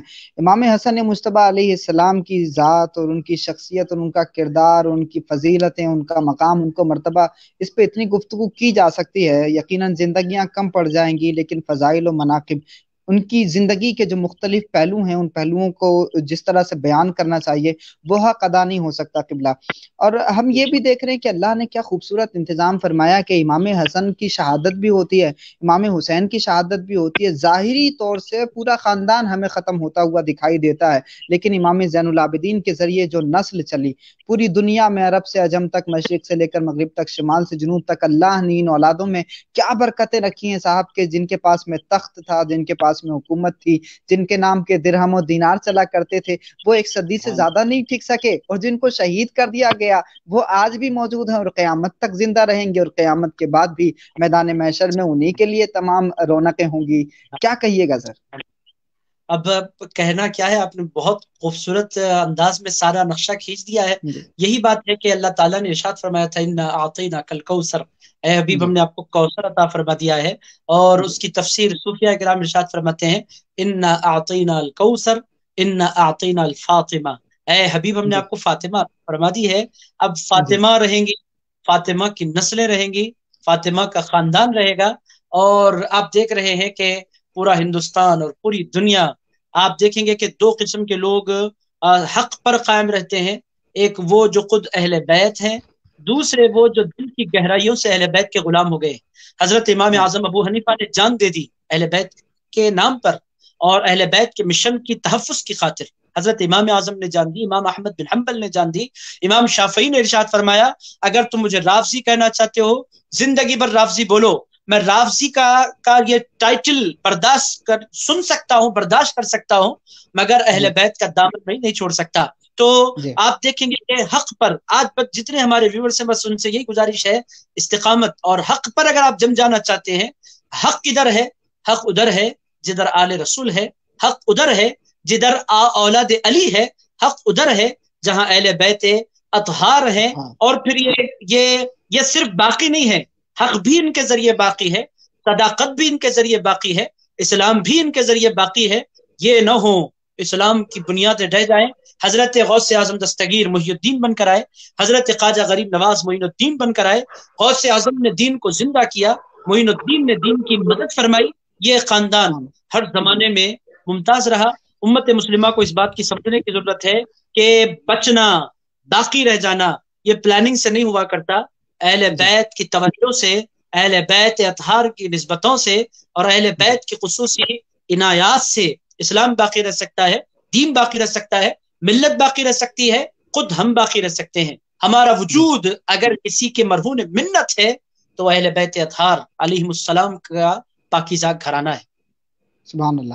اچھا قبلہ، میں چاہتا ہوں کہ اب کافی وقت لے لیا میں نے آپ کا، ایک آخری بات اس حوالے سے کہ جب بھی تذکرہ ہوتا ہے اہل بیت اطہار کا تو جو تذکرہ کرنے والے ذاکرین ہیں جب زیادہ تذکرہ کرنے لگتے ہیں تو ایک خاص طبقہ جو یہ سمجھتا ہے کہ یار یہ لوگ جو ہے اصحاب پیغمبر کے شاید مخالف ہیں، اور اسی طرح سے اگر اصحاب پیغمبر کا تذکرہ ہو تو یہ گمان کر لیا جاتا ہے، حالانکہ یہ پچھلی صدیوں میں ایسا نہیں تھا، آج کے دور میں بہت زیادہ یہ فتنہ پروان چل رہا ہے۔ حالانکہ میں یہ سمجھ رہا ہوں کہ کون کون سی پولیٹیکل فورسز ہیں جو چینلز کے ذریعے ان تمام چیزوں کو سامنے کر رہی ہیں، لیکن ہماری جو عوام ہے، جو بھولی بھالی عوام ہے، ان کو نہیں پتا کہ سچائیاں کیا ہیں، کہاں سے راجنیتک ہتھ کنڈے اس میں استعمال کیے جاتے ہیں، کہاں سے پالیٹکس ہو رہی ہے، کس طرح سے ان تمام مدوں کو پروموٹ کیا جا رہا ہے، کس طرح سے اہل بیت اور صحابہ ان دونوں پوتر ناموں کے درمیان ہمیں لڑانے کی کوشش کی جا رہی ہے۔ تو یہ جو تمام اختلافات آج ہمیں دیکھنے کو مل رہے ہیں سوشل میڈیا کے ذریعے بھی، اور کہیں نہ کہیں اب یہ چیزیں کتابوں میں بھی تحریری شکل میں بھی آ رہی ہیں، میں چاہتا ہوں کہ ایک ایسا پیغام عوام کے لیے چلا جائے، خاص طور سے علماء کے لیے بھی چلا جائے کہ جب صحابہ کا تذکرہ ہو تو یہ نہ سمجھا جائے کہ اہل بیت کے مخالف کوئی بات ہو رہی ہے، یا اہل بیت کا اگر تذکرہ ہو رہا ہے تو یہ نہ سمجھا جائے کہ یہ صحابہ کے مخالف ہیں۔ کوئی ایک بیچ کا راستہ، کیا کہیں گے امت کو، کیا رہنمائی دینا چاہیں گے؟ اس سلسلے میں امت میں ہمیشہ سے توازن برتا ہے، جن کا جہاں جس قدر ذکر ضروری ہے ان کا وہی اس قدر ذکر کیا ہے۔ اہل سنت و جماعت میں اگر آپ دیکھیں گے کہ ہمارے خطبے خلفائے راشدین اور ائمہ اہل بیت کے ناموں کے ساتھ ہمارے خطبوں میں حضرت سرکار ابوبکر صدیق کا، حضرت سرکار فاروق اعظم کا، حضرت سرکار عثمان غنی کا، حضرت سرکار مولا علی کا نام آتا ہے، پھر سیدہ فاطمہ کا، امام حسن کا، امام حسین کا نام آتا ہے۔ تو جن ناموں پر امت جڑ سکتی ہے ان ناموں کو 1400 سال سے ہائی لائٹ کیا گیا ہے، اور جن ناموں کے لینے کے بعد بعض ایسی باتیں آتی ہیں جن سے اختلافات امت میں پیدا ہوتے ہیں، ان پر کتابیں لکھی گئی۔ ایسا نہیں ہے کہ کوئی کسی صحابی کا نعوذ باللہ اہل سنت و جماعت میں بے ادبی کا تصور پایا جاتا ہے، مگر عوام تک اختلافی باتوں کو اور نزاعی باتوں کو نہیں لانا چاہیے۔ اس زمانے میں ہو کیا رہا ہے، وہ جو مشاجرات تھے صحابہ کے وہ لا کر پیش کیے جا رہے ہیں، اور یہ بتلایا جا رہا ہے کہ مولا علی بھی حق پر ہیں، ان کی مخالفت میں جو آئے وہ بھی حق پر ہیں۔ اس طرح کی باتیں کرنے سے بڑے مسائل ملت میں پیدا ہو رہے ہیں۔ اب امت کو یہی پیغام میں دوں گا کہ آپ خلفائے راشدین کو پکڑے رہیں اور آپ پنجتن پاک کو پکڑے رہیں۔ آپ ذکر کرنا چاہیں، جتنی تعریف کرنا چاہیں ان کی کریں، مگر آپ بعد میں کچھ لوگ ایسے صحابہ کرام اور پھر اہل بیت کے درمیان جو کچھ ایسے واقعات پیش آئے ان کو اگر آپ ہائی لائٹ کریں گے یا ان کو زیادہ آپ اچھالنے کی کوشش ہوگا، اور پھر ملت میں مشاجرات جب ڈسکس ہوں گے تو پھر ملت میں بیلنسنگ برقرار نہیں رہ پائے گی۔ اس زمانے میں ہو یہ رہا ہے کہ جن موضوعات پر عام طور پر عوامی حلقوں میں باتیں نہیں ہوتی تھیں وہ باتیں کتابوں میں ہوتی تھیں، ان کتابوں کی باتوں کو چینلز کے ذریعے، ان کتابوں کی باتوں کو تقریروں کے ذریعے عوام تک پہنچایا گیا، اور جب عوام کے ہاتھ میں یہ ساری باتیں آتی ہیں تو ان کے پاس علم نہیں ہونے کی وجہ سے وہ بیلنسنگ کر نہیں پاتے ہیں، اور اس طرح ملت میں انتشار پیدا ہو جاتا ہے اور پھر ملت ٹکڑے ٹکڑے ہو جایا کرتی ہے۔ گزارش یہی ہے کہ جن ناموں کا زیادہ ذکر ہونا چاہیے ان پر ہمیں ہائی لائٹ، ان پر فوکس کرنا چاہیے، ان کا خوب ذکر کرنا چاہیے۔ حضرت ابوبکر صدیق کا ہم زندگی پر نام لیں، فاروق اعظم کا زندگی پر نام لیں، عثمان غنی کا، مولا علی کا، سیدہ فاطمہ کا، امام حسن کا، امام حسین کا، اس سے کوئی گڑبڑ نہیں ہوتی۔ آگے چل کر جو مشاجرات ہوئے ہیں وہ اگر ہم امت کے درمیان پیش کریں گے تو پھر امت تو ٹکڑے ٹکڑے ہونی ہی ہے، اور پھر ایک دوسرے کو گالی گلوچ ہونی ہی ہے، اور پھر نفرتوں میں اضافہ طے ہے۔ تو جس کا ذکر جس قدر ہونا چاہیے اس کا ذکر اسی قدر ہو۔ مولا علی کا ذکر کیا جائے تو رسول اللہ کے ساتھ کیا جائے، وہ ان کے بھائی ہیں۔ مولا علی کو لا کر آپ کسی اور کی طرف منسوب کر کے یہ بولیں کہ یہ فلاں کے بھائی ہیں، تو پھر ہوتا یہ ہے کہ جو مولا علی کا چاہنے والا ہوتا ہے وہ اٹھ کر کھڑا ہو جاتا ہے اور وہ کہتا ہے آپ جن کا بھائی مولا علی کو بتلا رہے ہیں وہ بہت بعد میں اسلام قبول کرنے والے ہیں، حضرت رسول پاک علیہ الصلوۃ والسلام نے مولا علی کو اپنا بھائی کہا ہے۔ تو پھر یہ باتیں پیش کی جاتی ہیں، پھر بہت سے مسائل پیدا ہوتے ہیں۔ تو میں یہی گزارش کروں گا کہ مشاجرات صحابہ کو اور پھر جو کچھ آگے احوال پیش آئے تاریخ کے حوالے سے ان باتوں کو پس پردہ رکھنا اور ان باتوں پر ڈسکس نہیں کرنا، اسی میں امت کی سلامتی ہے۔ اور جن کے نام کے صحابہ نے جھنڈے لگائے اور جن کے نام کو خطبے میں لینا ضروری سمجھا انہی ناموں کو لیتے رہے، اور جن ناموں کو ہمارے اسلاف نے مانا مگر بار بار اس کی تکرار نہیں کی، اس کے پیچھے حکمت تھی، اس کے پیچھے مصلحت تھی، جو ہمیں ہمارے اسلاف کو دیکھنا ہے اور امت مسلمہ کی 1400 سال کی روش کو دیکھنا ہے۔ اگر ہم اس روش پر قائم رہیں، حضرت ابوبکر صدیق کا نام لیں، کبھی امت انتشار میں مبتلا نہیں ہوگی۔ فاروق اعظم کے نام کے ساتھ آپ غریب نواز کی آپ نے بات کی، وہاں جنتی دروازہ ہے، اس پر نام 4 لکھے ہوئے، ابو بکر، عمر، عثمان، علی، یہ 4 نام ہے، کبھی اس سے اختلاف نہیں ہوتا، کبھی اس سے جھگڑے نہیں پیدا ہوتے۔ بات کے وہ نام جن سے جھگڑے اور اختلافات پیدا ہوتے ہیں ان سے بچا جائے، یہی سب سے بہتر طریقہ ہے۔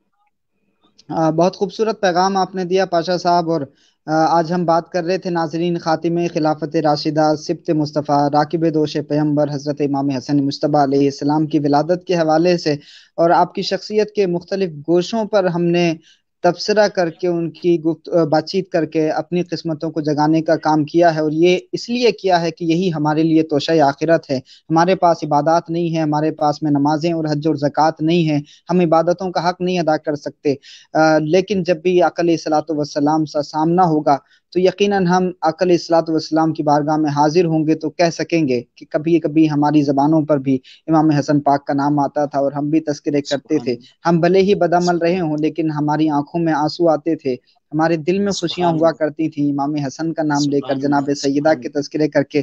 یہی ہمارے لیے توشہ آخرت ہے، اور اللہ رب العزت اسی کو ہمارے والدین کی نجات کا ذریعہ بھی بنا دے۔ سیدہ کائنات خاتون جنت کے شہزادے نے وہ کمالات عطا کیے ہیں دنیا کی انفرادی زندگی سے لے کر کے پارلیمنٹ ہاؤس تک کے وہ تمام اصول بتائے ہیں کہ ایک گھر کو کیسے پرامن بنایا جا سکتا ہے، ایک معاشرے کو کیسے پرامن بنایا جا سکتا ہے، اور ایک حکومت کو کس طرح سے پیسفل طریقے سے، ڈھنگ سے، کس طرح سے اپنے جو ذاتی مفادات ہوتے ہیں، جو سیلف خود غرضیاں ہوتی ہیں، ان تمام کو بھلا کر کے کس طرح سے دیش ہت میں جنتا کے فائدے کے لیے کام کیے جاتے ہیں، یہ تمام اصول حضرت امام حسن مجتبیٰ علیہ السلام نے بہت پہلے انسانیت کو کر کے دکھائے ہیں۔ یقین جانیے اگر امام حسن کے اسوے کو، ان کے کردار، ان کی سیرت کو ہم صرف یہ کہتے ہیں کہ یہ مسلمانوں کے لیے نمونہ عمل ہے تو یہ بہت بڑا ظلم ہوگا۔ آقا علیہ الصلوۃ والسلام کے اس شہزادے کی سیرت، ان کی زندگی اور ان کا یہ عمل اور یہ حلم اور یہ بردباری جو انہوں نے کر کے دکھائی ہے، آج بھی اگر دنیا کے بڑے حکمراں سپر پاور طاقتیں یہ حلم اور یہ بردباری اپنے اندر پیدا کر لیں تو یقیناً دنیا کے پردوں سے ٹیررزم کا خاتمہ ہو سکتا ہے، کمیونل وائلنس ختم ہو سکتے ہیں، دہشت گردی ختم ہو سکتی ہے، مذہب اور مسلک کے نام پر جو منافرتیں پھیل رہی ہیں ان تمام چیزوں کا خاتمہ کیا جا سکتا ہے۔ یہ وہ نام ہے کہ جن ناموں سے ہمیں روحانی چاشنی بھی ملتی ہے، ایمان بھی ہمارا تازہ ہوتا ہے۔ اور قبلہ حضرت امام حسن مجتبیٰ علیہ السلام کی ولادت سے ان کی شہادت تک کے تمام تذکرے ہم نے کیے، میں آپ کا شکریہ ادا نہیں کروں گا، میں ان پر اس معاملے کو چھوڑ دیتا ہوں جن کا تذکرہ ہم نے کیا ہے، وہی اس کی جزا دیں گے، اور میں کوئی شکریہ ادا نہیں کر سکتا اس معاملے میں۔ جی السلام علیکم ورحمۃ اللہ وبرکاتہ، اور دعاؤں میں یاد رکھیں ہمارے ناظرین کو بھی، ہمیں بھی، اور پوری امت مسلمہ کو اور پوری انسانیت کو خدا کرونا وائرس سے محفوظ رکھے، اس مہاماری کو جلد سے جلد دنیا کے پردے سے غائب فرما دے۔ بہت شکریہ، السلام علیکم، جزاکم اللہ خیر، السلام علیکم۔